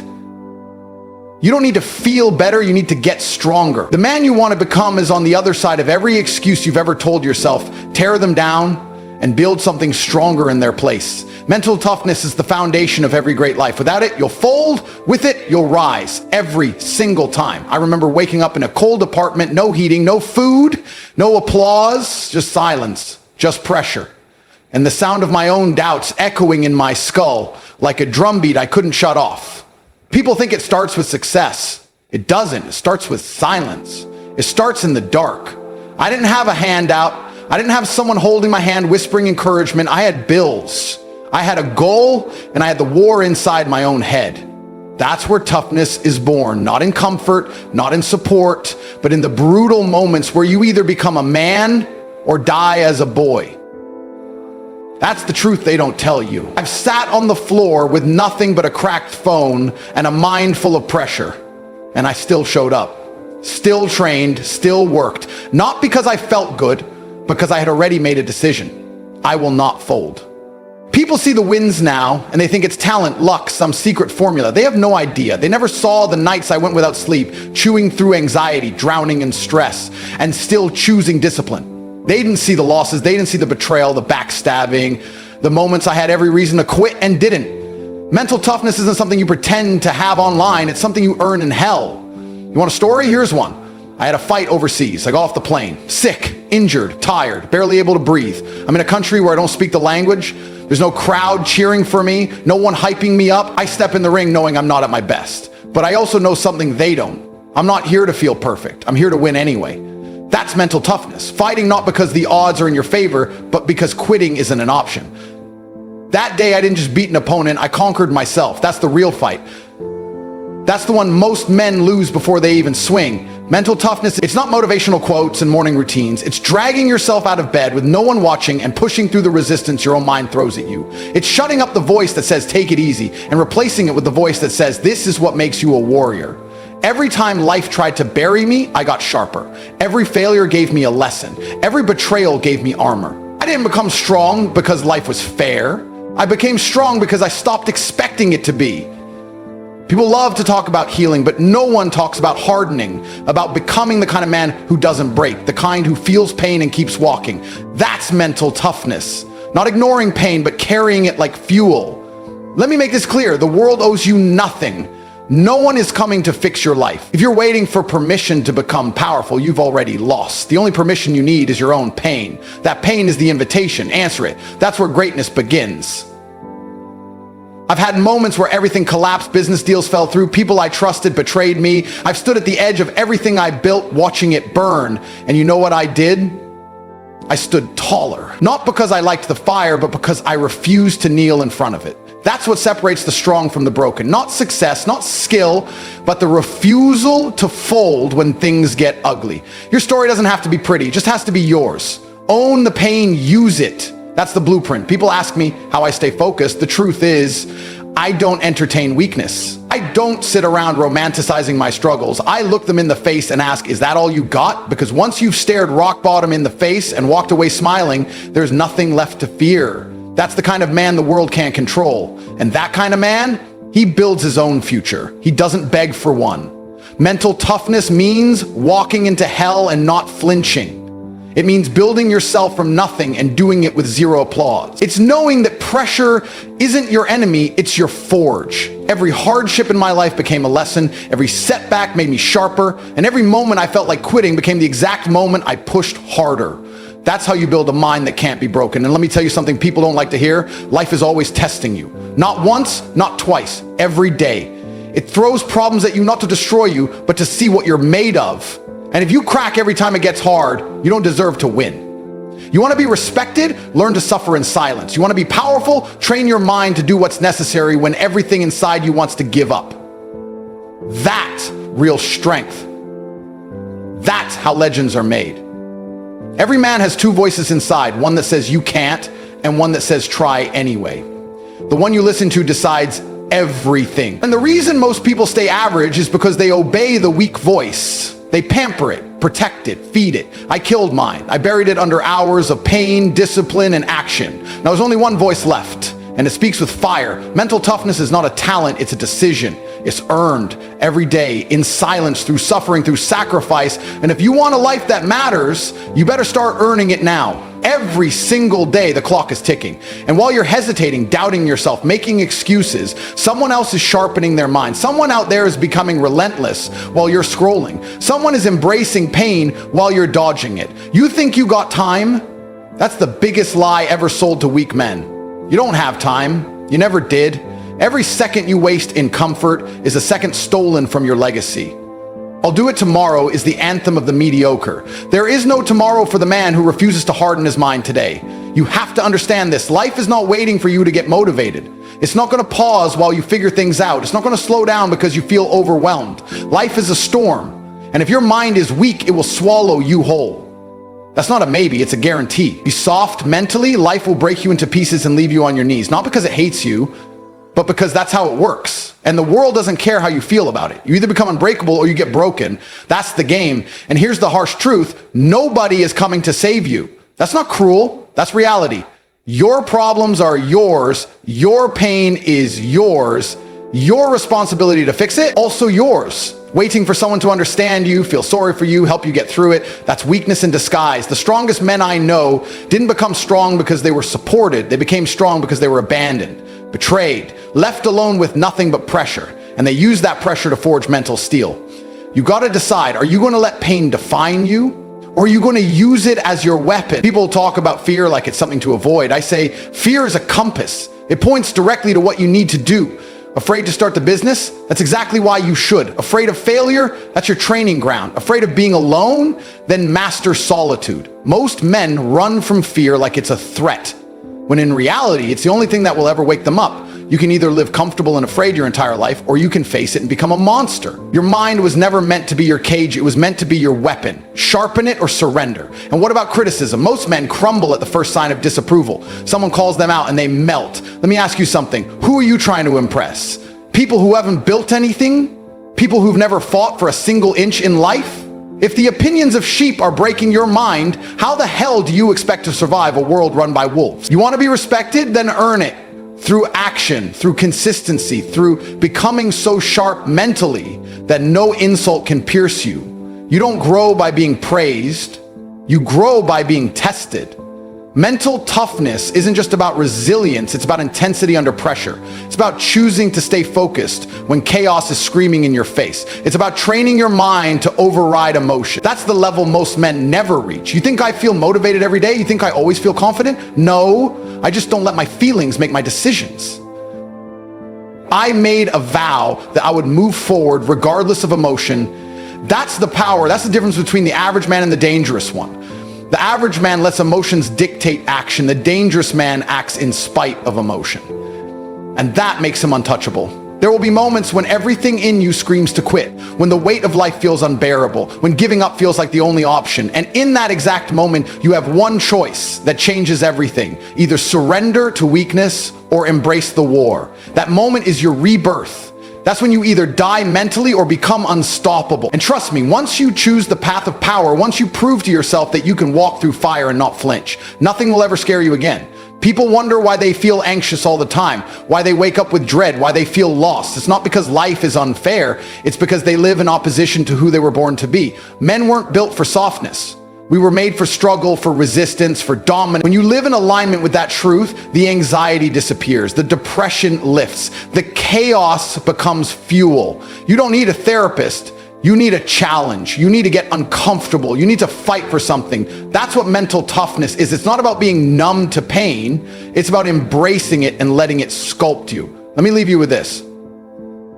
Every man will be tested, not once, over and over. Life will hit you with death, betrayal, failure, humiliation, and in those moments, what you've built in your mind is all that matters. The body will break, the money can disappear, the fame can fade, but your mind, that's forever.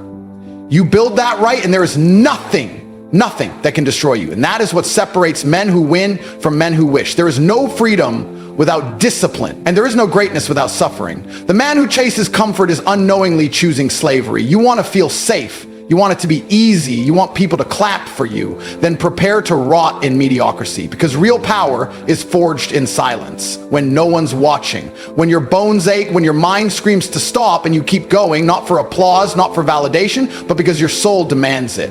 That is mental toughness. That is the real difference between a man who merely survives and a man who dominates. You think champions are built by luck? You think they're born different? No, they just train their minds to do what weak men avoid. They face rejection, failure, isolation, fatigue, and they treat it as fuel. The truth is, you are either becoming a weapon or you're becoming a warning. Every single day, your habits, your choices, your self-talk, they're sharpening you or softening you. And the worst part, most men will never know how close they were to greatness because they gave up when life got inconvenient. They folded under pressure that was designed to sculpt them into titans. They bowed down to emotion and labeled it wisdom.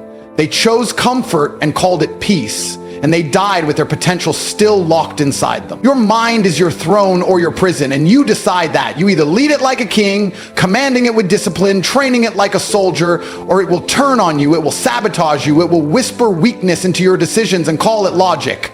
You've worked hard enough today. You deserve a break. Tomorrow's a better time to start. Lies. All of them. The real you, the dangerous you, the disciplined, elite, the high-performing, untouchable version of you. He's not on the other side of a motivational video. He's on the other side of your excuses. You kill the excuses and you meet the man you were born to become. People talk about willpower like it's some mystical gift. It's not. It's a choice. A decision you make every second of every day.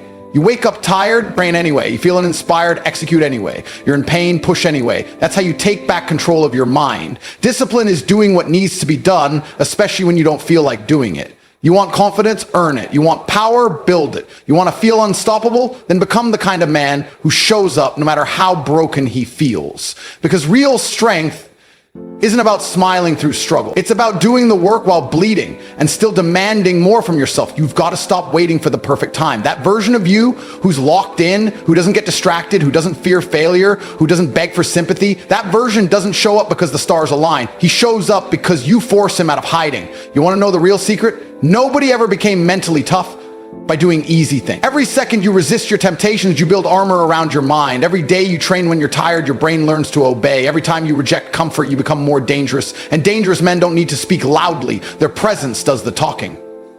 This world is run by men who didn't quit when everything went wrong, who got betrayed, mocked, doubted, outnumbered, and kept going because they weren't chasing claps. They were chasing legacy. And legacy is reserved for those who refuse to fold. You think it's supposed to be easy? It's not. It's supposed to break you. And when it does, you build yourself again, stronger, smarter, colder, sharper. You become the kind of man that even life respects. Because you didn't beg it for mercy, you beat it at its own game. Pressure doesn't create weakness, it reveals it. That's why weak men hate it, but you were built for pressure. You just haven't proven it to yourself yet. You haven't gone far enough into pain to discover who you really are. You haven't pushed your mind to that place where everything hurts, and yet something deeper takes over. That fire, that storm, that force that no one can give you and no one can take from you. That's the edge you need. That's where mental toughness is born, not in motivational quotes, but in war. Daily war against laziness, against doubt, against fear, against softness, against the version of you who settles. You go to war with that man every single day until he no longer exists. And hear me clearly.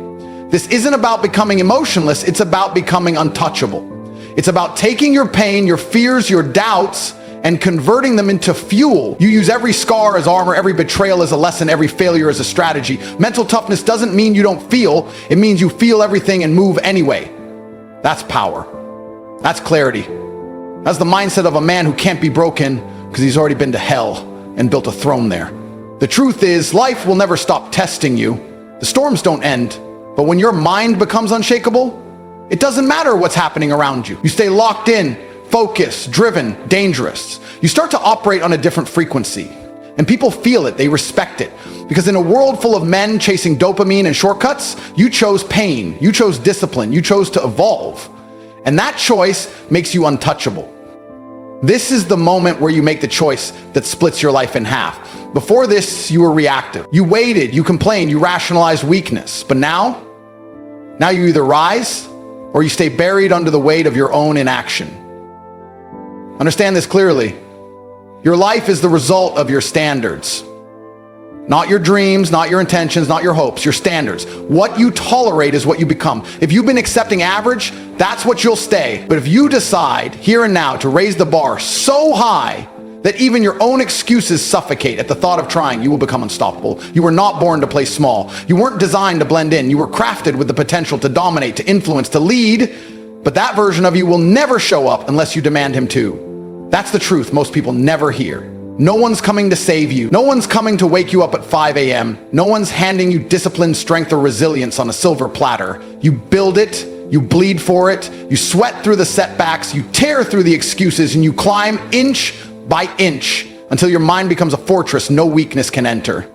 If you want to change your life, you need to go to war with yourself, not the external world, not your boss, not your haters, you. Because your greatest enemy has always been that soft voice in your mind that tells you to delay, to skip, to rest. The voice that says, you've done enough today. That voice has lied to you your entire life. It's dressed comfort up as kindness. It's wrapped laziness in the blanket of self-care. And now it's time to silence it, not with words, but with action. Daily, violent, unstoppable action. The kind of action that doesn't need motivation. It runs on purpose. It runs on obsession. It runs with the fire that comes when you refuse to live another day beneath your potential. You want mental toughness? Then act like it. Stop chasing things that drain your soul. Stop surrounding yourself with losers who normalize weakness. Stop letting your phone steal your focus, your purpose, your future. You become what you tolerate. If you tolerate distraction, you'll drown in it. If you tolerate weakness, you'll wear it like skin. But if you choose to operate like a savage, focused, unrelenting, self-governing, then everything changes, not just your results, your presence, your energy, your legacy, because the world starts to bend for those who refuse to bend for it. This isn't just about self-improvement.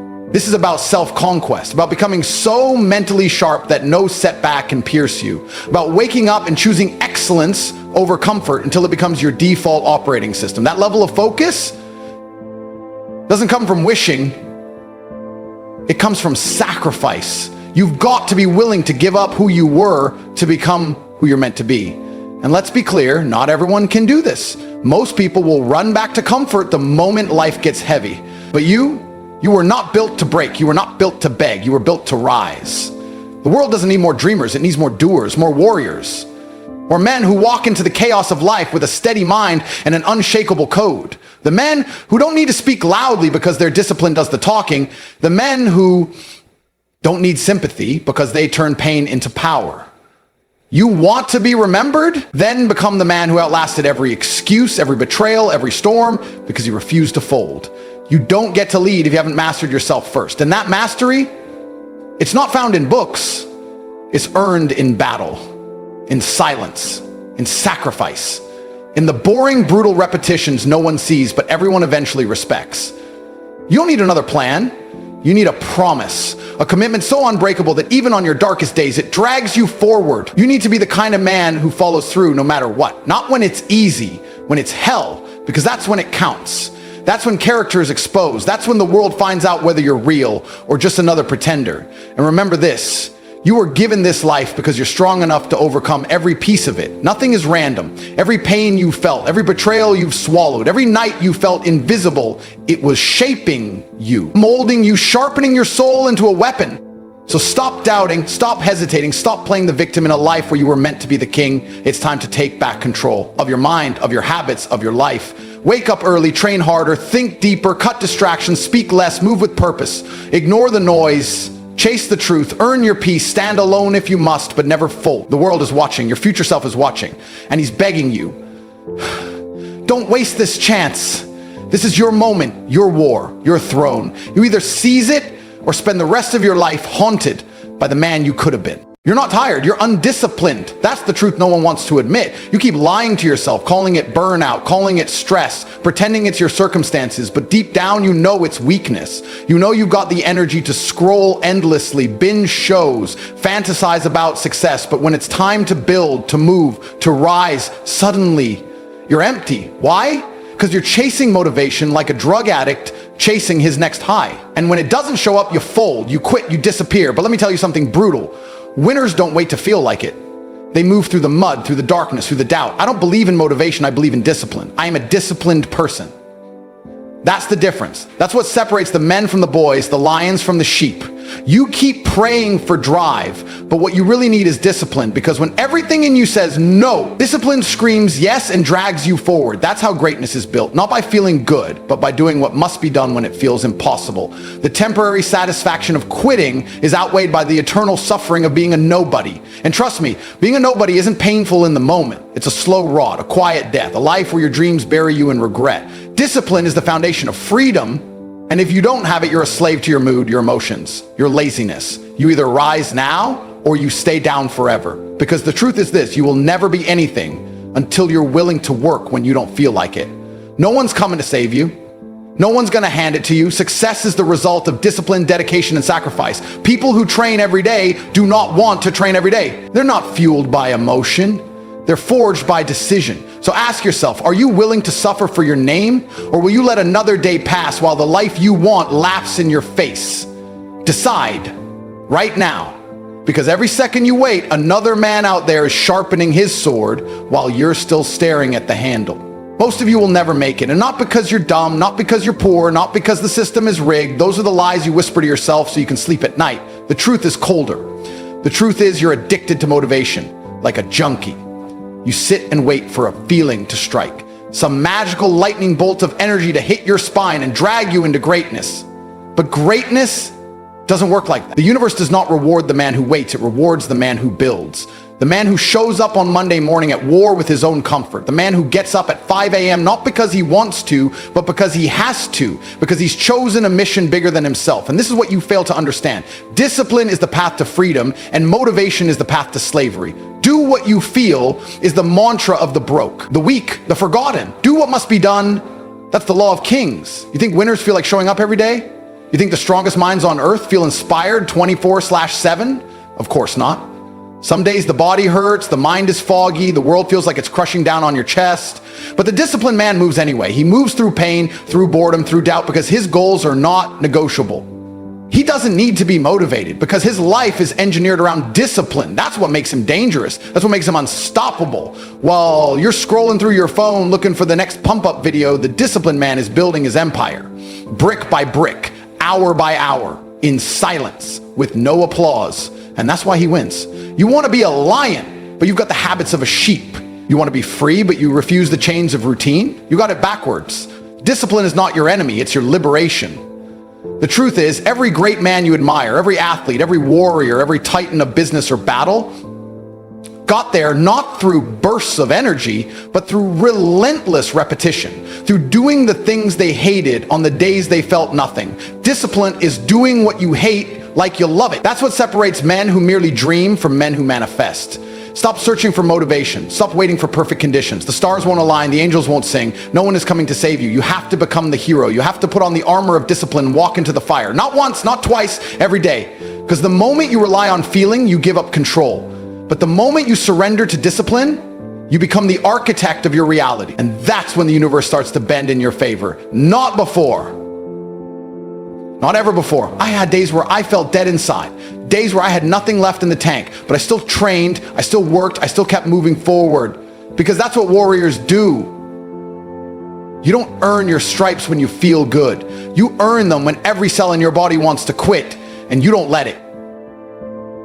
That's where self-respect comes from. That's how you build a man who can't be broken. And don't confuse this with self-punishment. This isn't about masochism. This is about alignment. Because when you live with discipline, when you conquer yourself day in and day out, you begin to move in rhythm with something far greater than your ego. You begin to align with divine order, with purpose, with legacy. And that's when life starts opening doors you didn't even know existed. So burn the idea that motivation is your answer. It's not. Motivation is emotional, and emotions are fragile. They crack under pressure. But discipline is your sword and your shield. It cuts through laziness and it protects you from your own worst instincts. It's your armor in a world that's constantly trying to make you soft. Every time you ignore the alarm clock, every time you skip a session, every time you say, I'll do it tomorrow, you are sacrificing your crown for comfort. And the worst part is you know it. You feel it deep in your gut, that shame, that disappointment, that voice whispering you're better than this. And you are. But you'll never see that better version of yourself until you kill the part of you that keeps waiting for motivation to save you. Because it never will. Only discipline can.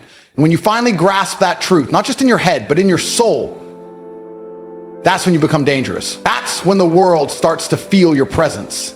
That's when your life changes forever. There was a time in my life where everything felt meaningless. I had money, sure. I had the cars, the women, the watches, the status. But something in me was hollow. And it wasn't the kind of emptiness you fix with a vacation or a new pair of shoes. It was deeper, spiritual. A silent war raging inside me every morning I opened my eyes. I didn't know it at first, but I had become addicted to the feeling of success instead of the system that creates it. I was chasing that high, the applause, the dopamine, the external validation. And the moment those feelings didn't show up, I slowed down. I coasted. And that's when it hit me like a sledgehammer. I had started living like a mortal, like a man who needed to feel good to do good. And that's how empires crumble, not in explosions, in slow decay, in missed workouts, in skipped routines, in subtle compromises that rot your discipline from the inside out. I remember one specific morning, cold, dark, and brutal. I woke up in Romania, and the air was so freezing I could see my breath in the room. I hadn't slept more than 2 hours. My body was sore from training, my mind fogged from non-stop work, and in that moment, motivation was dead, gone, not even a whisper. I didn't feel like doing anything. Every cell in my body screamed for comfort, to stay under the covers, skip training, cancel meetings, and you know what I did? I got up, I put my boots on, I stepped into the cold and trained like it was my last day on earth. Not because I was motivated, but because I was disciplined. Because I understood something most men never learn. When your feelings betray you, your discipline becomes your only ally. That single day, that small decision created a ripple effect. Because discipline is compound interest for the soul. Every rep you push through, every action you take when you're tired, every time you honor your word in silence, it all stacks. It sharpens your spirit until it becomes a weapon. You see, people romanticize motivation because it's easy, it's sexy. It feels good to be pumped up by music and flashy edits. But real life isn't a montage. Real life is waking up after failure, facing the world when no one believes in you, grinding in silence while others laugh. Discipline is the act of choosing purpose over pleasure every single day. That's how you rise. That's how you become a force. You want to know what changed my life? It wasn't one big event. It wasn't winning a fight or going viral or making $1 million. It was dragging myself out of bed every day for years, doing what needed to be done, whether I felt like it or not. That's the secret. That's the formula no one wants to hear because it's not sexy. Discipline is the foundation that makes miracles look effortless. People see the result and call it talent. They never see the war behind it, the nights you cried alone, the mornings your soul wanted to give up, the sacrifices no one claps for. I had a friend once, strong guy, talented, brilliant mind. He had more natural ability than I did, but he was a slave to his moods. If he felt good, he'd dominate. If he didn't, he'd disappear. And eventually life broke him, not because he was weak, but because he had no anchor. He had no discipline. He was like a kite in a storm, tossed by every emotional gust. I loved him, but I couldn't save him. No one could. Because no one can build your discipline for you. No one can fight your inner battles. That's between you and the mirror, between you and God. And that's why I keep saying, motivation is not the answer. It's a lie you've been sold. Motivation is a spark. Discipline is the fire. You want to live with power? You build it, you earn it. You forge it in silence when no one is watching, and especially when you don't feel like it. There were nights where I'd stare at the ceiling and wonder if any of it mattered, if the grind, the pain, the isolation had a point. And in those moments, I discovered something most men never will. That discipline is divine. It connects you to something greater than flesh and blood. When you master discipline, you no longer live as a slave to the physical. You rise into alignment with the spiritual. That's when you become more than just a man. You become a vessel for purpose. Every step you take in discipline is a rebellion against the chaos that wants to consume you. Every time you say yes to action when your body begs for rest, you reclaim your soul from the modern world's distractions. And here's the part no one tells you. Once you embrace discipline fully, life stops being heavy. It becomes focused, sharp, clear. You stop needing to be hyped up. You stop waiting for inspiration. You stop being a slave to your moods. You simply do. You execute. And in that execution, you find freedom. You become addicted to progress, not pleasure. You find fulfillment in consistency, not chaos. That's the true shift. That's when everything begins to change. Not because life got easier, but because you got harder. You became forged in fire, unshakable. A man no longer ruled by feelings, but by purpose. And that's when your legacy begins. Not when you post about it, not when people applaud, but when you live it quietly, day in and day out, through the unwavering force of discipline. Every day you waste waiting for motivation is a day you'll never get back. People talk about time like it's infinite, like they've got decades to figure it all out. But you don't. You're not promised another week, another year, another moment. And while you scroll, waiting for that perfect wave of inspiration to crash over you and make life easy, someone else is waking up in the dark and putting in the reps, building himself into a weapon. Discipline is doing it when it's boring, when it hurts, when it feels empty, because you know who you're becoming is worth the pain. That's the difference between men who rise and men who rot. The ones who succeed don't wait to feel like it, they execute repeatedly, ruthlessly. And if you don't adopt that same mindset, you'll be left behind, soft, weak, filled with regret. What no one tells you is how expensive laziness is. Not in money, though that too, but in dignity, in lost potential, in the haunting awareness that you were capable of being great, but you chose comfort. That's the cost. That's the price of relying on motivation. Because motivation is a visitor. It shows up when it pleases and disappears when you need it most. You don't get to negotiate with your dreams. You show up or you get nothing. That's the deal. And the clock is ticking whether you move or not. Men lie to themselves with fantasies. They tell themselves they'll start tomorrow. They convince themselves that once they feel better, once things are more stable, they'll begin. But the truth is brutal. You are dying every second you hesitate. Life is passing you by while you search for the perfect mood. You think you'll get another shot. You think the world is waiting for you to finally get serious. It's not. There are men out there who are hungrier, colder, more focused, and they're coming for everything you say you want. The gym isn't just about muscles. The work isn't just about money. This is a spiritual war. Every day you avoid discipline, you're surrendering to weakness. You're saying, my feelings are more important than my destiny. And that mindset, it's fatal. Weakness doesn't hit you like a truck. It seeps in slowly, disguising itself as rest, comfort, peace. And by the time you realize it's killing you, it's already taken most of your fire. That's why you must move now. Not tomorrow, not next week. Now, even when it's quiet, especially when it's quiet. Fear is a tool if you use it correctly. You should be terrified, not of hard work, not of suffering, but of becoming average. You should be afraid of living a life that looks nothing like your potential. You should fear the mirror turning into your enemy. A man with discipline is dangerous because nothing owns him, not his mood, not his past, not his weakness. That's what you need to become. Not another soft soul floating from high to high, but a force so locked into purpose that even your bad days produce results. Because in the real world, the man who executes while uninspired wins. Every time. While you're searching for a feeling, he's already 10 steps ahead, bleeding, sweating, building. And don't get it twisted, discipline isn't just grit. It's not cold, heartless repetition. It's divine, it's cosmic, it's spiritual alignment. When you live with discipline, you silence chaos. You find peace. You stop being dragged by the current of life and start walking on water. Discipline is the only way to win the battle between your lower self and your higher self. You think the gym is just physical? It's not. It's a battleground where the soul learns to rise. You think waking up early is about productivity? No. It's a sacred act of war against your inner coward. You don't train to look good. You train to honor your future. You work not for applause, but for redemption. For every lazy version of yourself you've ever tolerated. And yes, this journey will cost you. It will demand more than you think you have. It will require you to bleed, to suffer, to be uncomfortable. But the alternative, that's worse. The alternative is a slow death with a smile on your face. The alternative is waking up at 40 with soft hands, a soft body, and a broken spirit, wondering where the time went. That's what's at stake. Motivation might get you started once, but only discipline will take you to the end. So when the pain hits, lean in. When doubt creeps in, smirk. When the fire dies, reignite it. Because you're not here to feel good. You're here to build a life worth waking up for. You want to know why discipline matters more than motivation? Because motivation is emotional, and emotions lie. Motivation tells you to rest when you should rise. It whispers comfort when you need challenge. Discipline is truth. It never changes. It says do the work, whether you're tired, whether you're sad, whether you're lost, do the work. Discipline is the only voice in your life that doesn't care about excuses. It only responds to action. That's why it's the most powerful force in your arsenal. That's why it's the path to greatness. And that's why the man who masters it becomes untouchable. Not just physically, but spiritually. He becomes a storm. He becomes legend. You don't need more motivation. You don't need more inspiration. You need to shut up and execute. Stop talking, stop planning, stop fantasizing. Just do the work.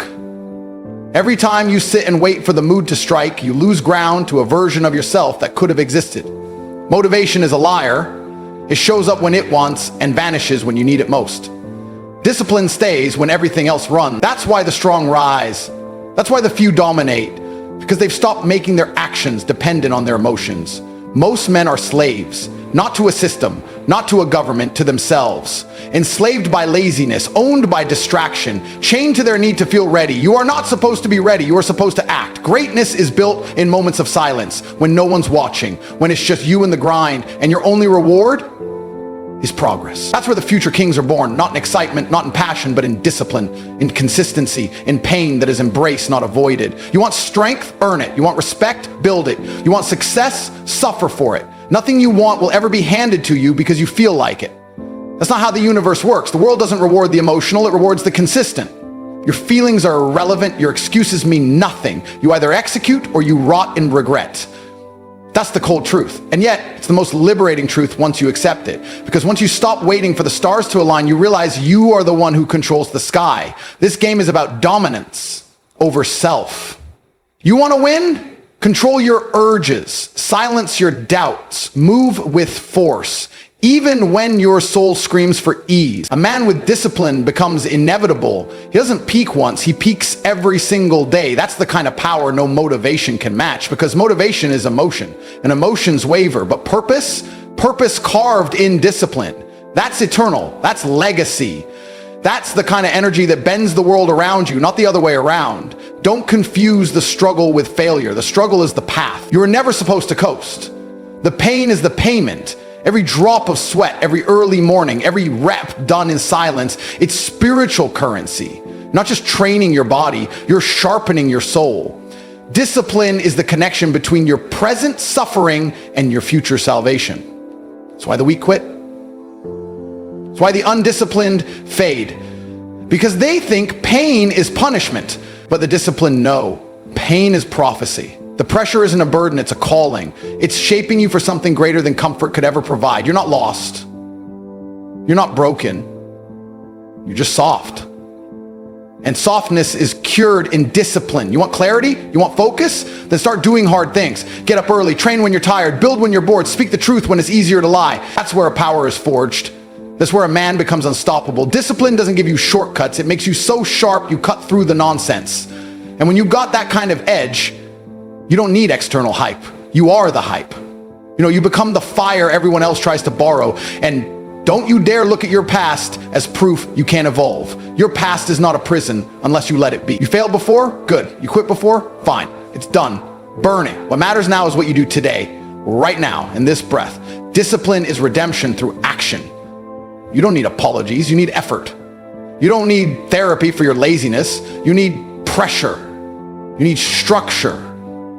You need to build yourself into something so undeniable that not even your past self could recognize you. That's how deep this has to go. You're not here to live a life of comfort. You're not here to coast through your 20s or rot in your 30s. You're here to rise, to push until your lungs burn, to fight through exhaustion, to find meaning in monotony, to put in work when no one claps and keep going when no one sees. Because that's the only way to earn power that lasts. Motivation may start the fire, but only discipline keeps it burning when the wind hits. And believe me, the wind will hit. Life will test you. It'll knock on your door dressed as failure, heartbreak, loss, fatigue. And when it does, the question won't be how inspired you feel. It'll be whether you still move, still grind, still rise. That's where winners are born.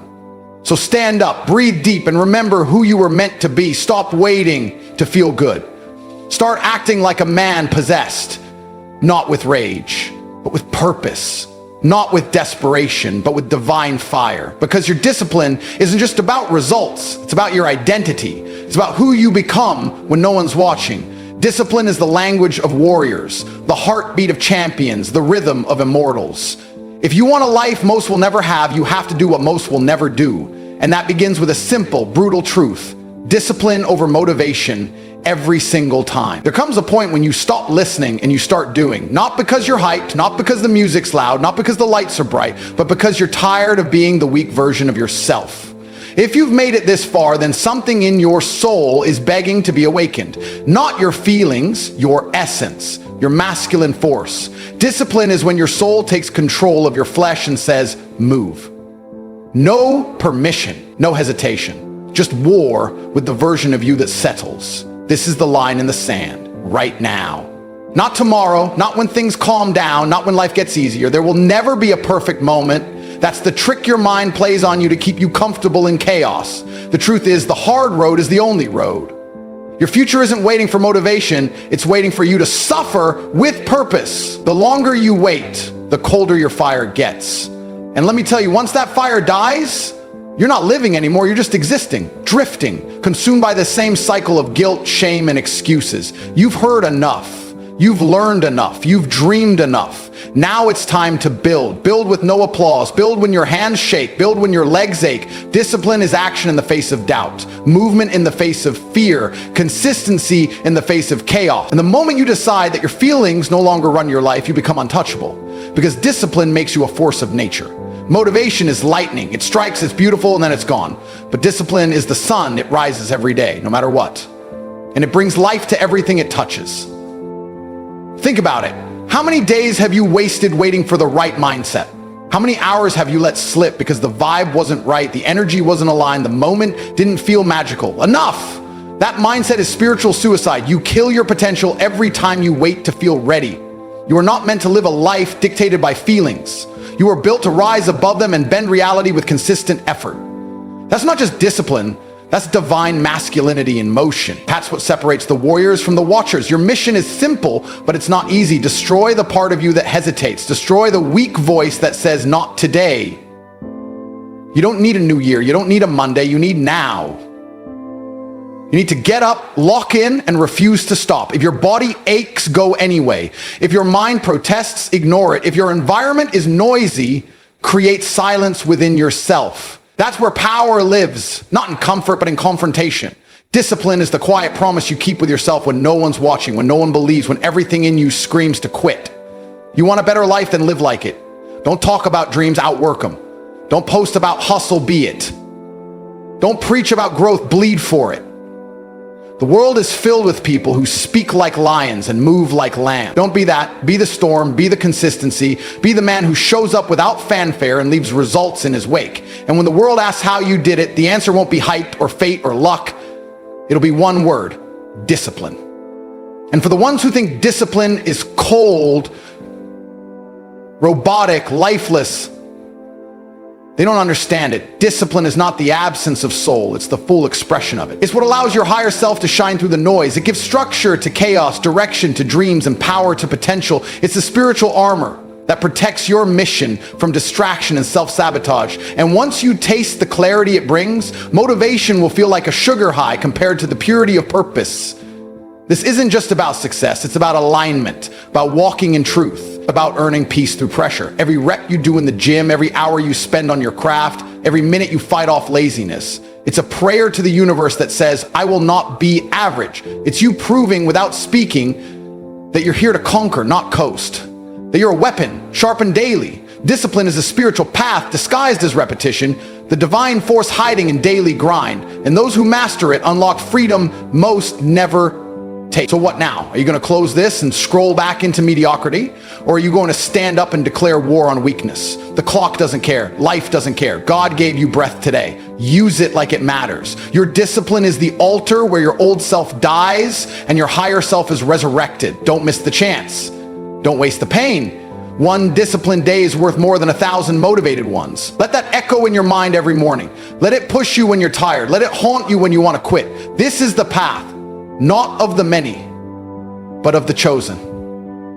And if you're hearing this, then deep down, you were never meant to be average. You were meant to master yourself. And that mastery begins now with the truth carved in stone, discipline over motivation. Every single time. I don't think most of you realize that you do not have time. Everything is time. Time can be converted into anything. We all know time can be converted into money. People say often, time is money. This is true. Money is also time. You spend money to save time. Time is the enemy of the rich man, so he takes a private jet to save time. Money is the enemy of a poor man, so he waits on the bus to save money. But they're the same thing, money and time. So when I say you don't have time, this is something you need to remember because it's extremely important and you can apply it to most things. You do not have time to have a headache. Do you understand? I'm not saying you don't have a headache. I'm not saying your head doesn't hurt. But you don't have time for it to affect your life. You do not have the waking hours. You are being outcompeted and crushed by people who are more powerful and more connected than you'll possibly ever be, by people who know things you do not know. You do not have time to have a headache. It's simply not acceptable. How do you perform when you have headaches is a stupid question. The fact you've even framed it in that way shows that you don't understand the world. I'll give you another example. You don't have time to argue with your woman. Your woman started an argument today or yesterday, whenever, and you've been texting back and forth. You don't have time. You have things to do. There's unlimited work in the universe. You don't have time to have a headache or message girls or scroll Instagram. You don't have time for any of these things. Time is your lifeblood. It's all you've got. You can turn time into reputation.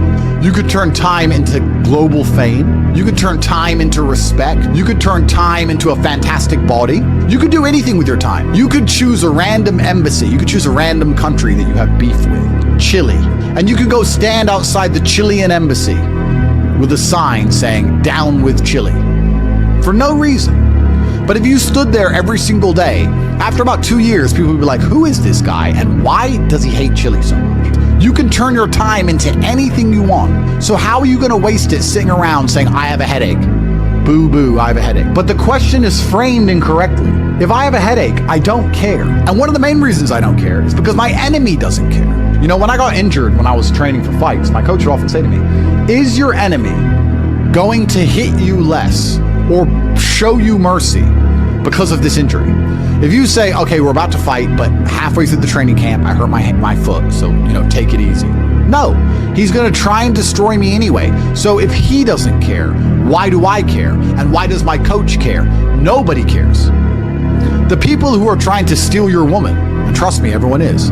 The people who are trying to take the money that you want to earn and put it in their pocket before you can. The people who want to have large and gorgeous feathers on their peacock to show the world all the amazing things they've done. They don't care that you have a headache. So why do you care?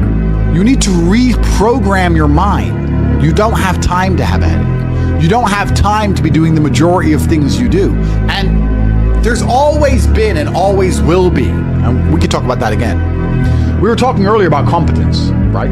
Do you think a woman sees you as competent if you complain about having a headache? Let's say you have a headache. It's fine. You have a headache. I'm not disputing that.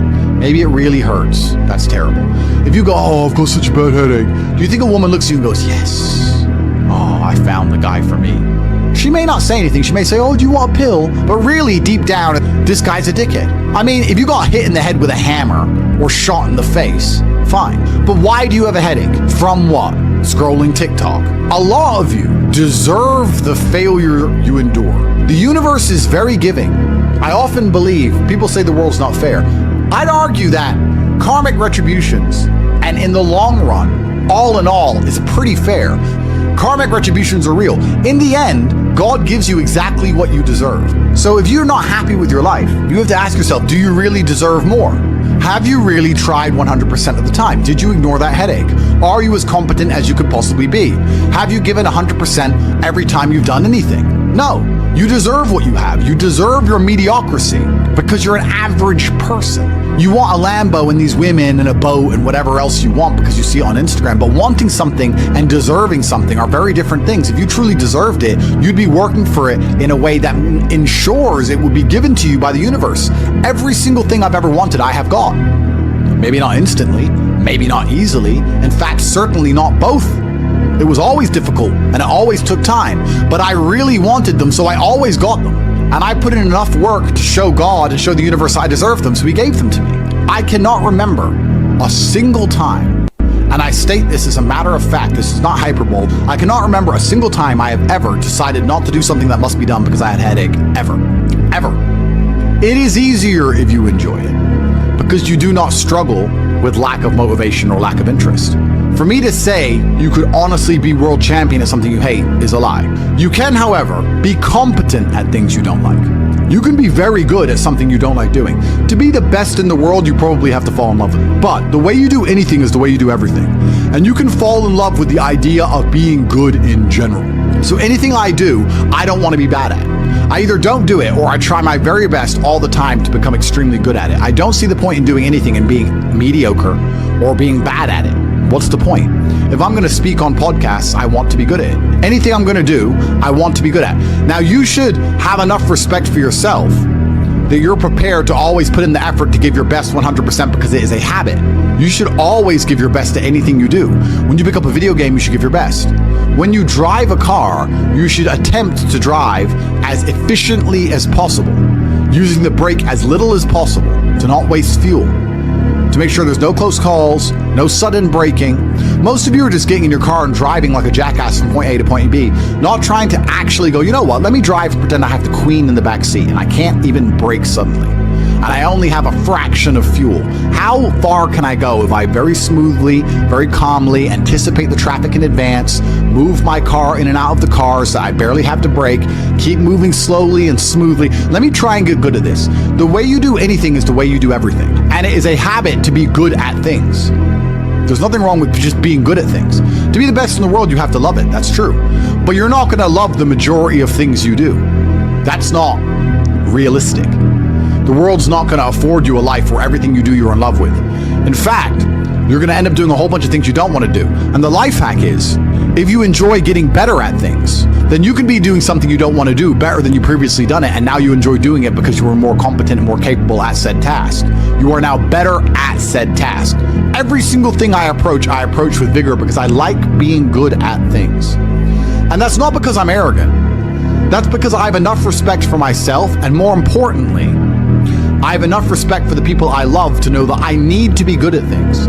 When my children, or when my women, or my family, or my people who rely on me, my brothers, anybody comes to me expecting me to do something for them, I need to have enough respect for them to know that I'm good at what they ask me to do. And if I don't know what they want me to do, or I'm not particularly good at it, I'm at least good at learning.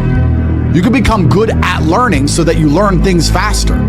Good at concentrating. Good at taking a scenario seriously. These are all basic life skills that go along with bravery. That's going to put you in a competitive bracket amongst the masculine realm which exists today, because most people can't even focus. Most people can't even focus or try hard at anything. So to answer the question, can you become world champion without loving boxing? No, you can't become the best in the world. However, you can become very good at it because you can have enough discipline to ensure that you go to training, and you can make sure that you're the kind of person who, if you're going to go to training, you're going to try your best. Guys, you're going to go to training for an hour. Whether you try hard or don't try hard, you're going to spend an hour in the boxing gym. There is no reason to not try. That is a learned habit. And what you often find with people who need to be motivated into things, because they're not disciplined enough to do things and not disciplined enough to do things properly, they'll go and say, I went to boxing training, as if that's all that it's about. It's not about going to the training. It's about trying hard in the training. It's about giving it your all. It's about dedicating yourself. You're going to give an hour up anyway. There's no reason to not try. Most people go through their entire adult life without trying 100% hardly ever. Think about it. Even when you go to the gym, you don't try 100%. You try 60%, 70%. You don't try 100% at home. What do you try 100% with? Do you really try 100% with work? Are you really moving that mouse as quickly as you possibly can? No, you're not trying. So you have people who have gone through life and are going through life without even giving 100% of what they've got ever. And it's interesting because we're entering the most competitive period of human history. So you need to get very good at everything you do, all of the time. You'll learn a lot of lessons about psychology in the boxing room. Now, they're not related, technically. One's exercise, one's the psychology of people. But you'll learn in the fight ring, you'll learn that you're not tired when you're winning. You're tired when you're losing. That once you start to win, you get to find unlimited energy from the universe from somewhere, and you just continue to push forward, no matter how hard it is. Winning is easy. It's trying to turn it around when you're losing that is difficult. You take this lesson from boxing and you apply it to everything else in life. You apply it to money and say, once I start to make money, I know I will have endless motivation to keep making money. It's just hard to make money in the first place. It's hard to get over that hurdle, but once I get going, it's easy. It's a positive reinforcement loop. It's a spiral upwards into infinity. It's a tornado that takes you to the promised land. So to have that unique psychological conclusion, that unique psychological input, you had to become good at boxing. So it's very important that you're good at everything you do, all of the time. Don't do it if you're not going to try. But you don't want people to learn bad habits. But it's a bad habit to coast. It's a bad habit to spend time and waste it. It's a bad habit to go, I tried, I went, I didn't give it my all, but at least I went. You see this kind of cope online all the time. Yeah, at least I went. It's going that matters. That's not true. It's trying that matters. So you see this kind of cope. Yeah, well, I didn't feel like going to the gym, but I went and just had a light session. Why? You went anyway, so why did you have a light session? If you're gonna go, do it. If you're gonna do it right. There's no point in half doing anything. You may as well have not done it at all. So this idea you can coast through things, this idea you can lazily try or pretend to try or just showing up counts, I dispute all of that absolutely. You give 100% of your heart, soul, and vigor to anything you do, and it becomes a habit so that it's all you know how to do. Before you know it, you're driving a car trying to do it as well as possible. And you're having a conversation trying to be as clear and compendious and concise as possible. And you're trying to make money as much as possible, as efficiently as possible. And you're trying to educate your children as well as possible. You're trying to protect your family as much as possible. You're trying to get as strong as possible. Because all you know is maximum limits. That's all you've ever done. You've never done any of this, that garbage can go out the window. So you need to get good at getting good at things, and you need to get good at trying 100% at all things, whether you like them or not, and this will give you a base level of competency in all realms, even if you're not in love with said task. Success is like being pregnant. Everyone says congratulations, but nobody knows how many times you get fucked. Absolutely. But that's the beauty of success, right? Because all the times you get fucked teach you the lessons you need to be successful in the first place. You would never be successful without getting screwed over. And also, you wouldn't be happy with your success without getting screwed over. The reason you appreciate that woman who's so good to you, who you trust with all your heart, who's loyal to you, is because that other woman cheated on you. If you had never seen a terrible, narcissistic, cheating woman, you wouldn't appreciate a good, kind-hearted one. There is no light without dark. So it's very important that you go through these bad things, one, to learn lessons, but two, to learn gratitude and appreciation for things once you have them. It's extremely important. Every time something bad happens to you, you need to say thank you to God. Thank you, God, for giving me this difficult time, for me to learn lessons, and for me to have more appreciation for my fantastic life in the future. That's how you should approach life. And especially success is exactly the same way. The lessons you'll learn failing along the way will ensure that when you get to the top, you can keep it. It's difficult to think of a scenario where being brave would be a negative mindset for you to be able to tap into, because bravery affords new options you haven't previously considered. If you're a coward, you don't have certain options on the chessboard because you simply don't have the bravery to make X moves. But if you are brave, you can analyze these moves. So you have a whole bunch of moves that most people don't have. Most people do not have the bravery to consider alternate paths. You need to be able to look at the chess moves that most people will not be prepared to make, and most people live very afraid. So bravery is an extremely important skill to hone. It's something you should practice. You should often sit and think, what would be the bravest decision I could make in this scenario? What would be the bravest one I could possibly make? And consider it. I'm not saying do it, but you should get in the mental model of considering it. Because quite often when you're a coward, brave decisions don't even cross your mind, ever. They don't even cross your psyche. They're not even something that's interesting to you. You haven't trained your mind to consider them. So you need to train your mind to consider bravery, because bravery is something that is going to universally apply throughout your life. It doesn't matter if you're rich, it doesn't matter if you're poor, it doesn't matter if you're in Thailand, it doesn't matter if you're in Peru. Having the option to be extremely brave and consider the options which are afforded only to a brave person is going to be something which is always going to benefit you. So it's very important that you consider and think about bravery as a whole, something I want you to hone. This life is sales. Convincing a woman to love you is sales. Work is sales. Life is sales. So fantastic thing to learn. Boxing, once again, fantastic thing to learn. It's very good. Your body and mind are connected. You cannot have a strong mind without having a strong body. Fantastic. Who should you be before you become rich?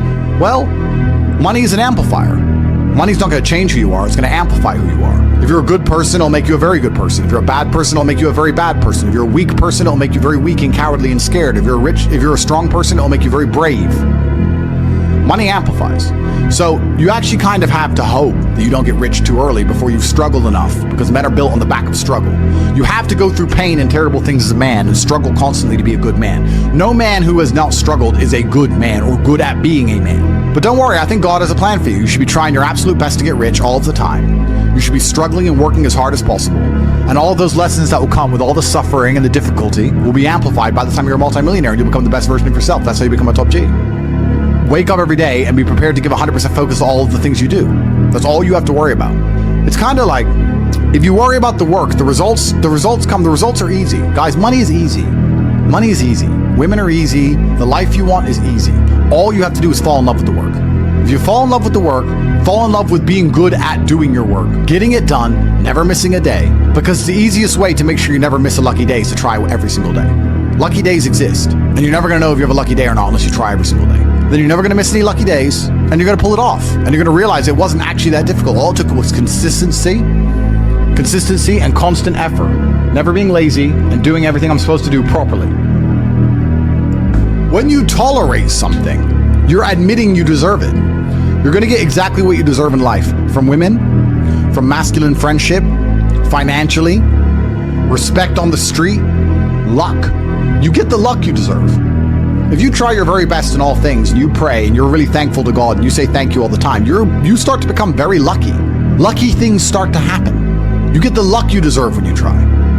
It's truly remarkable. When a woman looks at you and goes, he can do anything he says he's going to do, that's when you become instantly attractive. Competence is extremely important. That's the masculine world. And peacocking built this world. Don't let losers and brokies sit and say to you, oh, all our graves are the same, it doesn't matter. No, it does matter. You were not born to suffer and die without being remembered or leaving a mark on this planet. You weren't born for that. You were born to do something great and to be remembered. You were born to leave offspring, which are so fantastic, raised in your image, that you, by proxy, are discussed into eternity. Your bloodline becomes synonymous with competence and capability. That's why you were born. The reason the male peacock shows its feathers is to say, look what I have. There is nothing wrong with that.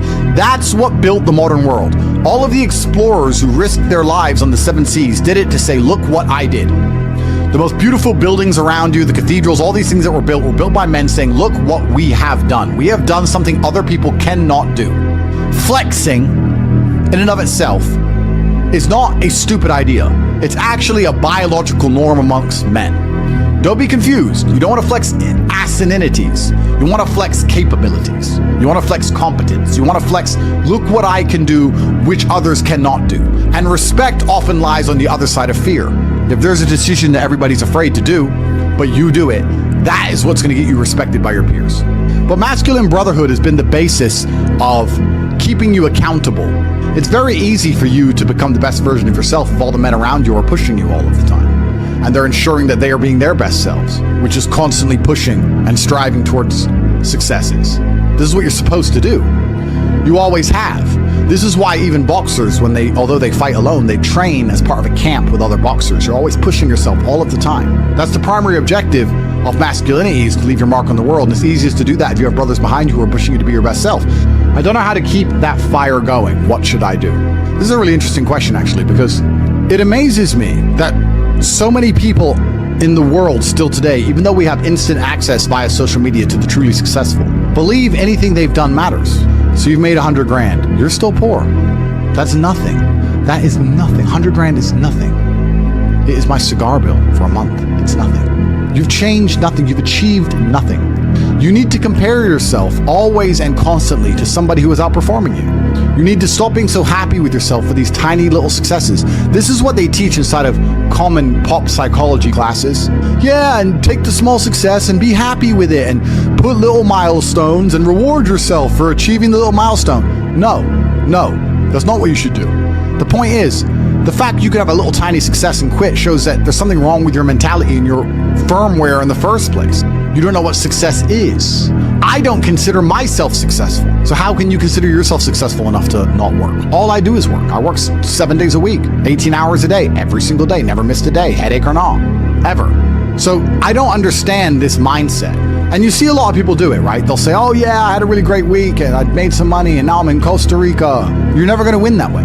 People often say to the extremely wealthy people, why do you work all the time? All you do is work. If I was as rich as you, I'd just go on holidays. Not understanding that the kind of person who goes on holidays when they have money is not the kind of person who becomes truly rich. The kind of people who become truly rich are the people who work every day no matter what, which is why all of the people who are truly rich are workaholics, because it's the only way to really get there.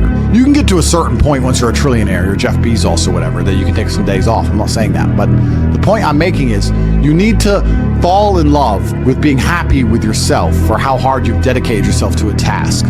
that needs to be more satisfying to you than relaxing. Relaxing is probably the most boring thing you can possibly say for me to do. Say, Andrew, do you want to go relax? I say, what do I do? Stare at a wall? That sounds terrible. Nothing is worse than relaxing. I don't want to relax. I want to work. That's all I want to do is work.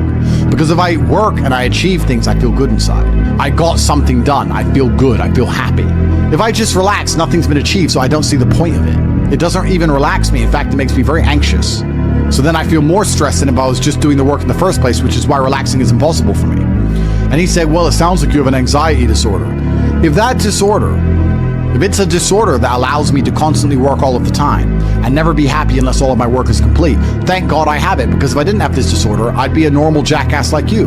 Guys, time is running out for a chance to win. It truly is. You guys are truly running out of time. It's very important that you get your act together quickly. So if you want to call it anxiety disorder, then get one. Don't be talking about headaches. Don't be talking about working. Don't be arguing with women. You have things to do, right? It doesn't matter if you have a headache or not. You must work. Anxiety sounds like free energy. Could give me more. Absolutely. Anxiety is exactly that. It's free energy. Nervousness is free energy. The inability to rest or relax or sleep is free energy. You just have to have the discipline to direct it in the correct directions. You need to sit at home and feel this fire inside of you because you do not have all of the money you want, all of the respect you want, and your name has not been echoed into eternity. You're not etched into the halls of history. You need to take all of that fire inside of you and all of that anger and direct it at one task. And you need to try your absolute best to ensure you succeed in that task. It's down to you.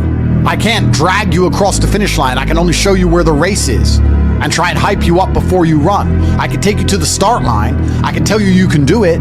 I can tell you how fantastic it is when the race is over. I can tell you it is worth it, but you have to be the one to run the race. I can't carry you. If you're gonna ask me stupid questions about headaches, you're never gonna make it.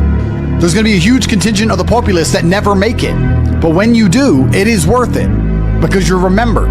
And that's the whole point of being alive as a man in the first place, is to go down in history. It's not to go through life comfortably. It's not to go through life without struggle, without pain. The point of being a man in the first place is so that you suffer enough for people to remember you, to die for something, to live for something. That's the whole point in all of this. There's nothing else to do.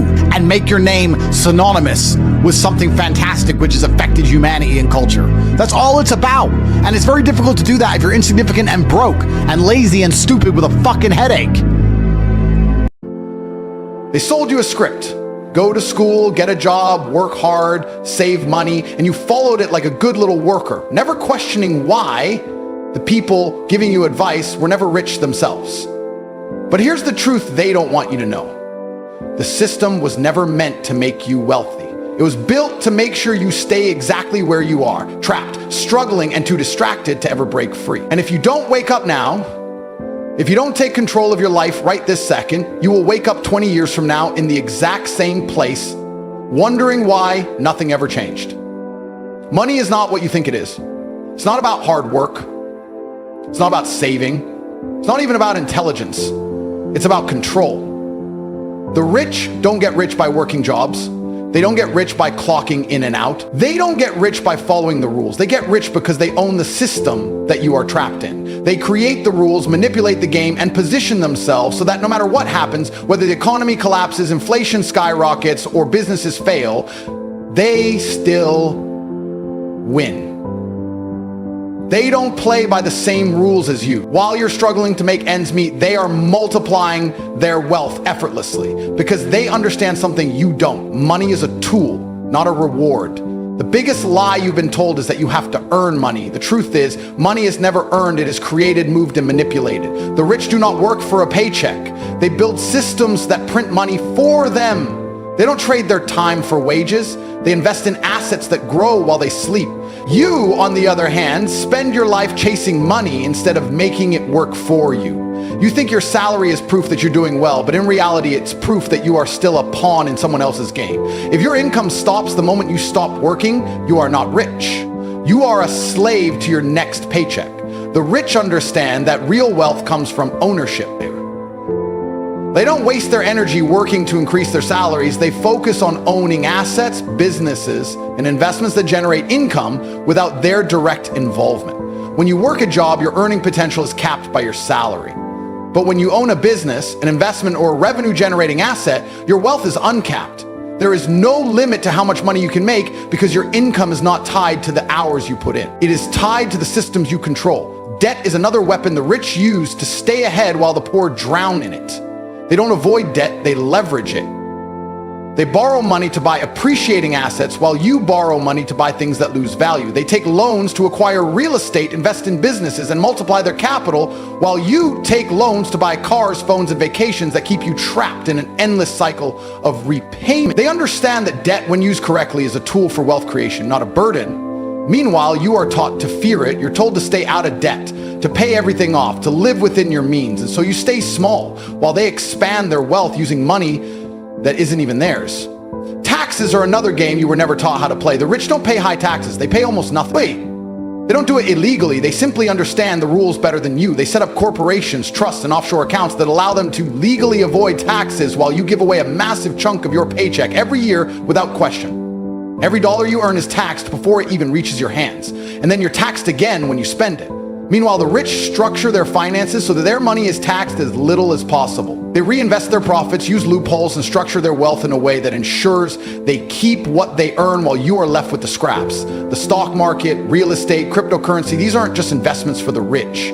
They are weapons. They don't just put money into these things for fun. They do it because they know that money sitting in a bank account is money that is dying. Inflation erodes the value of cash every single year. So while you feel safe stacking money in a savings account, they are moving their wealth into places where it can grow. They understand that money has to be in motion to increase. That's why they buy stocks, properties, businesses. They take money and put it into things that generate more money. You, on the other hand, hold on to your money out of fear, and that's exactly why you will never have more of it. The entire system is set up so that the rich will always stay rich and the poor will always stay poor. It's not an accident. It's not bad luck. It's designed that way. Every system in place, the education system, the corporate world, the banking industry, is built to ensure that wealth stays at the top while you fight for crumbs. The reason the wealth gap keeps increasing isn't because rich people are just working harder than you. It's because they have access to knowledge and tools that you were never given. And yet, even when the truth is in front of you, most people refuse to see it. They defend the system. They believe that if they just work a little harder, save a little more, stay at their job a little longer, things will get better. They won't. You cannot outwork a broken system. You cannot save your way to wealth when the money you're saving is being devalued every year. You cannot retire comfortably when the people in power are making sure your earnings are drained through taxes, inflation, and debt. The rich have figured out how to play the game. They use leverage, ownership, and financial intelligence to stay ahead, while the rest of the world plays by outdated rules. They own assets, you own liabilities. They use debt, you avoid it. They keep their money moving, you keep yours trapped in a savings account. They understand the tax system, you overpay without question. The question is, now that you know how the game is really played, what are you going to do about it? Will you keep working like a slave, or will you learn the rules and start playing to win? If you want to break out of this system, you have to stop thinking like everyone else. You have to stop following the script they handed you at birth, the one that leads you straight into a lifetime of work, debt, and limitation. Wealth is not reserved for the lucky or the privileged. It is taken by those who refuse to accept the status quo. But here's the hard truth. Most people will never escape, not because they can't, but because they won't. They won't let go of the comfortable lies. They won't challenge what they've been taught. They won't take risks. They will cling to the very system that is keeping them trapped because stepping into the unknown is too terrifying. That is why the rich keep getting richer while the masses stay exactly where they are, too afraid to take control, too distracted to see the truth, too conditioned to break free. The first step to escaping is to stop trading time for money. The biggest scam in the world is convincing people that their time is only worth as much as their hourly wage. The truth is, time is the most valuable resource you have, yet you sell it for a paycheck that barely covers your bills. Think about it. Every day, you wake up and dedicate the majority of your waking hours to making someone else rich. You take orders, follow schedules, and give away your energy to a corporation that sees you as nothing more than a disposable asset. And at the end of the month, after taxes, after bills, after inflation eats away at what's left, you have barely anything to show for it. That is not living, that is survival. The rich do not play this game. They do not wake up every morning wondering how many hours they need to work to pay their bills. They create systems that generate income while they sleep. They build businesses that run without their direct involvement. They invest in assets that appreciate over time. They understand that real wealth is built on ownership, not labor. If your money stops the moment you stop working, you are in a dangerous position. You are not free. You are entirely dependent on forces outside of your control. If the economy shifts, if your company downsizes, if you get sick and can't work, everything collapses. That is not security, it is a ticking time bomb. The next step is developing a skill that allows you to print money on demand. The rich are not sitting around hoping for a raise, waiting for a promotion, or relying on someone else to decide their worth. They create value in the marketplace and they get paid accordingly. If you are not valuable, you are replaceable. If you are replaceable, you will always struggle. You must master something that makes people pay you directly for your expertise. It could be sales, investing, digital marketing, software development, or trading. The skill itself doesn't matter as much as the fact that it must be something that allows you to control your own income. When you can generate money at will, you will never be financially weak again. But skill alone is not enough. You must learn how to multiply your income streams. The average person has one income source. One, they put all their faith in a single job, a single paycheck, a single employer, and they wonder why they are always one step away from disaster. The wealthy do the opposite. They create multiple streams of income so that even if one dries up, they are never at risk. They have businesses, investments, real estate, stocks, digital products, money coming from several directions at all times. They are never in a position where losing a job means losing everything because they do not rely on a job to begin with. Once you are making money, you have to put it in the right places. The biggest mistake the average person makes is wasting money on things that do not increase in value. They buy liabilities, they upgrade their lifestyle before they upgrade their wealth. They spend money as if it is infinite, not realizing that every dollar wasted is a dollar that could have been multiplied. The rich do not waste money, they circulate it. They take what they earn and put it into income-generating assets. They don't just buy real estate, they buy properties that pay them. They don't just invest in stocks, they own companies. They don't just spend money, they deploy it into things that will make them richer. The fastest way to break free is to understand that the game has already started and you are either playing to win or playing to lose. Every financial decision you make either pushes you forward or holds you back. Every moment you waste, someone else is getting ahead. Every time you choose comfort over action, you are falling further behind. The question is not whether you can escape. The question is whether you are willing to do what it takes. Most people are not. They will read this, agree with it, and then go right back to their old habits. They will continue working for a salary depending on one income, saving instead of investing, and avoiding risk like it's a disease. And that is why most people stay exactly where they are, trapped in a financial prison they refuse to walk out of. But for the few who get it, who see the system for what it is and refuse to be a pawn in someone else's game, the path to financial freedom is clear. Own, don't rent. Invest, don't save. Create, don't consume. Build, don't beg. The future belongs to those who take it. The only question is, are you ready to claim what's yours? Most people will never be rich. That is not an opinion, it is a fact. Not because they lack intelligence, not because they don't have opportunities, but because they refuse to do what is necessary. They cling to comfort like a child clings to a security blanket, terrified of stepping outside their predictable little world. They tell themselves stories, excuses, and lies to justify why they are not where they want to be. They say not everyone can be rich, as if wealth is some lottery ticket handed out to a select few. They say I'm happy with what I have, as if settling for a mediocre existence is something to be proud of. They say money isn't everything, yet spend their entire lives stressing over bills, working jobs they hate, and living paycheck to paycheck. People do not stay broke because they have no choice. They stay broke because they fear what it takes to change. They fear looking stupid. They fear failing. They fear risk more than they fear poverty. They will happily work for 40 years under someone else's control, yet they won't spend a single year taking a chance on themselves. They will complain about being overworked and underpaid, but when given the opportunity to learn a new skill, start a business, or invest, they suddenly have every excuse in the book. I don't have time.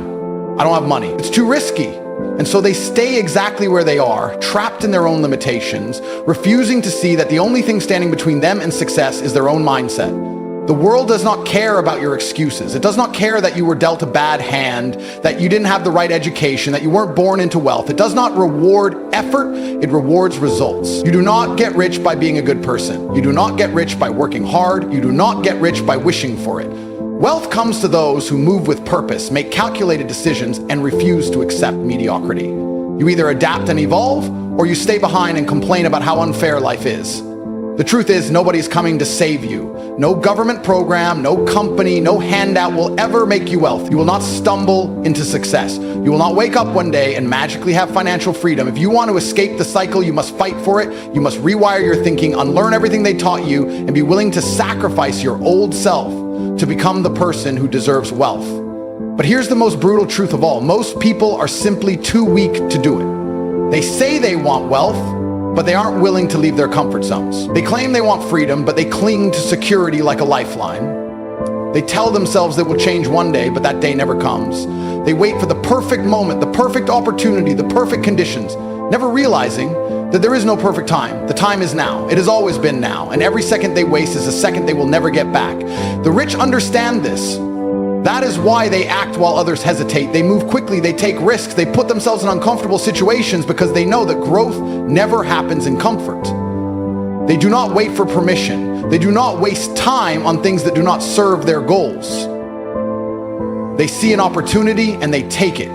They see a chance to learn and they master it. They see an obstacle and they crush it. Meanwhile, the average person is still thinking about starting, still waiting for the right moment, still making excuses, still procrastinating, still wasting time. And that is why the gap between the rich and the poor keeps getting wider. The rich are playing offense while the rest of the world is playing defense. The rich are building wealth while everyone else is complaining about why they don't have any. It all comes down to one decision. Will you be the one who escapes, or will you be just another person who settles? Because make no mistake, there is no middle ground. There is no good enough. You either take control of your life or someone else will control it for you. You either become the one who dictates your future or you will spend your life taking orders from those who do. And by the time you realize it, it will be too late. By the time you wake up to the truth, you will have already wasted years, maybe decades, living under someone else's control. The time to act is not tomorrow, it is not next week, it is right now. The only question that remains is, will you do what it takes, or will you let your fear decide for you? At this point, there are only two types of people left watching this. Those who feel an undeniable fire inside them, the ones who feel the weight of truth crashing down on them like a tidal wave, and those who are still trying to justify their failures, still clinging to the illusion that somehow, without action, things will magically improve. This is where the decision is made, because the truth is most people will walk away from this unchanged. They will nod in agreement, feel a moment of inspiration, and then go right back to the same life they were just complaining about. They will go back to their predictable routines, back to their empty paychecks, back to their cycle of waiting for Friday, wasting the weekend, dreading Monday, and repeating it all over again. They will convince themselves that this is just how life is. But there will be a few, just a few, who refuse to accept that fate. The world does not belong to those who hesitate. It does not belong to those who sit on the sidelines, waiting for permission, waiting for luck, waiting for someone else to come along and fix their problems. The world belongs to those who see an opportunity and take it. To those who understand that fear is an illusion, that risk is a necessity, that failure is part of the game. The rich do not fear failure. They do not hesitate when it comes to money, power, or opportunity. They understand that inaction is the only true failure, that the cost of staying the same is far greater than the cost of taking a chance. And that is why they will always be ahead while the rest remain stuck in a cycle of regret. The biggest regret people have at the end of their lives is not the things they did, it's the things they did, the chances they didn't take, the dreams they abandoned out of fear, the ideas they let die because they were too scared to act, the time they wasted playing it safe, thinking they had more of it. But time is the only thing you will never get back. Every day that passes is a day you will never see again. Every hour wasted is an hour that could have been spent building something that lasts. Every moment of hesitation is a moment where someone else is getting ahead while you remain frozen in place. There is no fairness in this world. There is no participation trophy for those who tried their best but did nothing. Success is not given, it is taken. Power is not handed over, it is seized. The people who control this world do not ask for permission. They do not wait for approval. They do not care what others think. They move with confidence, with speed, with the understanding that hesitation is the enemy of progress. They know that every second wasted is a second lost forever, and that time is the most valuable currency they will ever own. They do not fear change, they embrace it. They do not fear being different, they demand it. And so now, you stand at the crossroads.